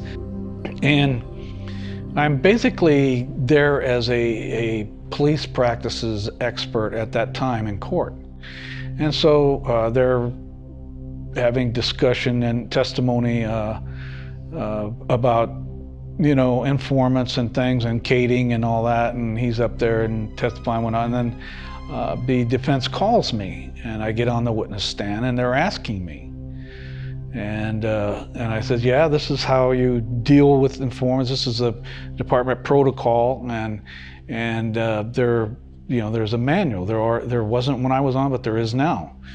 And the judge turned over and asked me. He says, well, what is your assessment, or how do you feel that Detective Kading handling of these informants? And I said, he sounded like he was totally out of control and totally out of policy to me, Your Honor. He did not follow the correct procedure. And he goes, okay. And then the judge told the U.S. attorney that I want to see the informant manual. Well, there isn't one, Your Honor. Kading's telling the federal prosecutor there is no such thing. Well, we know there is. And he said, I want that manual in my office in 1 hour. And they went and got it. And so that basically put Kading in a real cross, because he has testified that there is no such thing. And there was. But the federal prosecutor believed Kading that there wasn't anything, and there was. And then you saw exactly what I laid out as to how it's to be handled. Well, come to find out, and I listened to a lot of the tapes of him and his informants. Why he taped himself, I'll never know. Because he's promising these guys houses and money and all these things. I need you to say this, I need you to say, and then I have phone conversations of the informant telling other guys, yeah, all I had to do, I have to say this, and that. I'm at $400 grand. I'm going to get a $500,000 home. I'm going to be living there. I'm going to be living high on the hog. I'm going to be doing it, bro, and all this. And I'm like, you can't promise people anything. You can't. It was that extravagant. You can't buy informants. You can't offer them anything for that.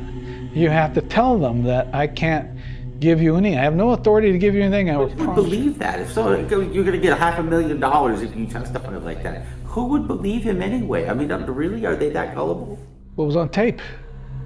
You didn't have to believe him. It was on tape. That's why I don't understand why he taped himself when he visited these guys alone. He never had a partner with him, and he never had a witness or anything, but he taped himself. He even taped himself on the phone, and I just don't understand the mentality of someone that's a seasoned officer or detective that he knows they're taping this. My understanding is that when the case was, almost all the charges were dismissed. There were some minor bookkeeping things the feds had on Torres, and he got some real tiny conviction on some housekeeping and bookkeeping things or something, and everything else was dismissed. The murder, the drug, all that stuff was all kicked out, was not guilty by jury, and then the judge informed Kading that I don't ever want to know or see or hear of you being in the federal court building, and you're never allowed in my courtroom ever again. And made mention to the U.S. attorney that he feels that they should contact the department and let them know, what had transpired here. Were you around when they said that? Yeah. You were there? Yeah, and so that's all I know. And then I never saw or heard of Kading again. Right. I've seen this with other detectives at LAPD on other cases in state court where they were caught in a lie on the witness stand, And the judge whitewashed it as well, they were just embellishing. They weren't really lying. And then when it gets back to the department, they slap their hand like, well, you can't be in homicide for 3 or 4 weeks, and then he's right back in. It's like nothing happens. Like any public entity, they don't want to take a hit in public that puts the reputation or anything of the department down. And so it's a common practice with just about anywhere. They don't want to take that kind of hit, unless they have to, like, the black eye from Rafael Perez, to where in my era, if I was caught lying on the witness stand, it would have been the end of my career. I would have been fired. They wouldn't have whitewashed, they would have fired me. Because as that point of you lying, you are no longer any use to the department because you cannot testify on any case anymore. You're not trustworthy anymore. They can't use you anymore because you've already lied on the record in a courtroom, and therefore you have no credibility anymore, so therefore they can't use you. But it seemed like nobody cared. You have to understand that Greg Kading admitted in 2011, and several years after he was off the police department, that he personally had not seen any of the evidence that had been presented in discovery. Well, what was the whole entire nature of the Wallace lawsuit?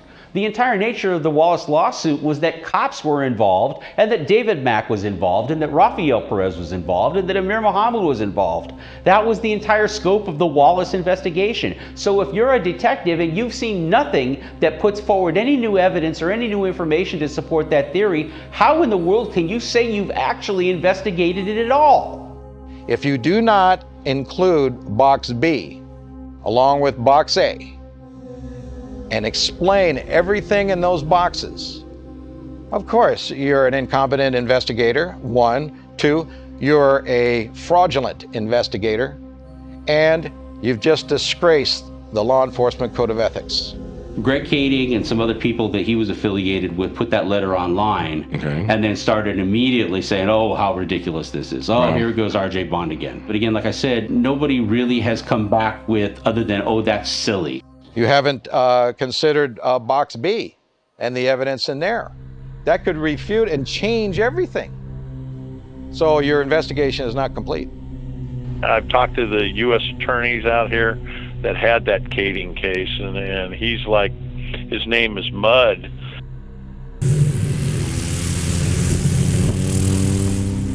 It turns out a few months after the Biggie Smalls killing that there was actually a secret bid auction for helicopters that the Compton Police Department owned. One of the bidders on this secret bid, that was a sealed bid, was the city of Las Vegas. Vegas has to be told to shut up. They have to be hushed. Because when they're going to get pinched in a corner, if the FBI rocks over too many cases, they're not going to be able to basically contain what they believe to be the truth about it. And I think that was always the veiled threat. Hey, you push us too hard, we're going to tell about the whole stinking affair. We know it exists. Anybody with half a brain can see what's going on here. And if you really wanted to go in that direction, we can push it that way. That's when Compton said, well, let's change our tact a little bit. Maybe we won't push so hard. Maybe we won't say you guys are dummies. In fact, why don't we give you something nice?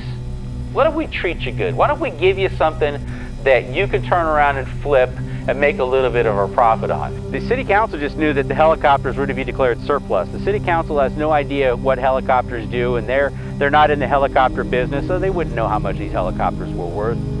And so if you're going to give them away to Vegas, give them away to Vegas. Sure, no problem. How about the helicopter that went to Vegas? Man, I'm telling you, the night of that meeting, I'm getting the city of Las Vegas budget is damn near $1 billion a year. Our budget is $163 million. And we selling them a helicopter?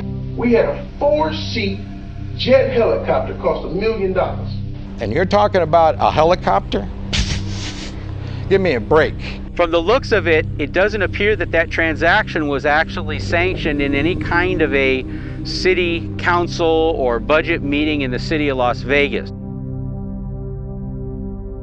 So that's what we're doing. So we're looking for records of a helicopter transfer. If there was an exchange of a helicopter from Compton PD to LVM PD, You're never going to find it in LVMPD. You won't find it. Those documents are destroyed, and that tracking of that money is just about as hard to track that money as it is to the police radio system money. It's non-existent anymore. It's bought, it stays off the books, and no one has any idea that this helicopter was purchased. So we hear that they got this brand spanking new $50,000 helicopter engine, and they don't read the instruction manual, and they burn it up right there on the pad. So there's another $50,000 right out the door, and it was right around this same time frame. I'm just wondering if there was some kind of connection.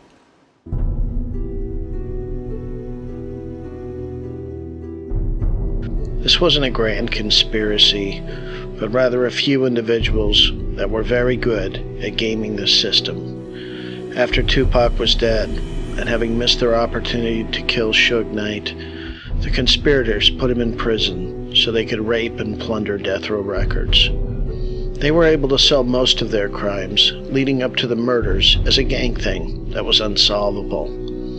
When the narrative didn't gain traction, they elevated the narrative by killing Biggie as an East Coast-West Coast feud that was equally unsolvable.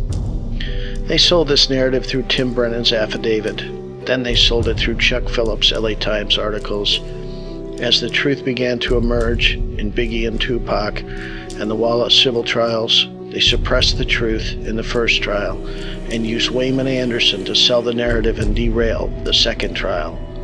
To galvanize this narrative, they used an ex-LAPD cop to sell it yet again. They'll do anything to obfuscate the truth and sell you this murder as unsolvable, in spite of hundreds of witnesses in very public places, because they are still gaming the system.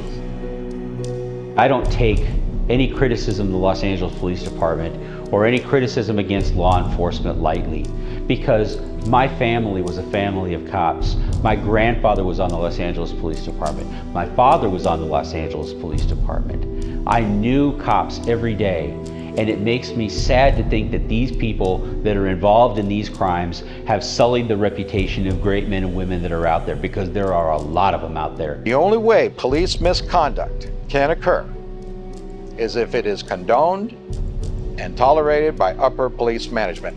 That's it. That's the bottom line. There were no convictions as a result of the Compton PD investigation. There were no convictions for the Tupac Shakur killing. There were no convictions for the Biggie Smalls killing. There were no convictions for the acts of very bad people. And now, the lack of conviction and the lack of prosecution against certain individuals that we know did some really bad things are being used as a rationalization and a justification that they're actually good people. The reality is that Al Capone was never charged with murder. Al Capone was charged with tax evasion. Did it mean there weren't people that were dead as a result of Al Capone? Yeah, there were. But he was never charged with murder. And if that's going to be our rationale as a society, well, I didn't get caught, so it must be okay, then we have a long way to go. Do it the right way. Reduce to 3 words: be high-minded. 3 more words: remain high-minded. That's the message I want them given to people before, not after, they've faced the first fork in the road. Do I do the right thing today, or do I go off the path? And do I become corrupt today?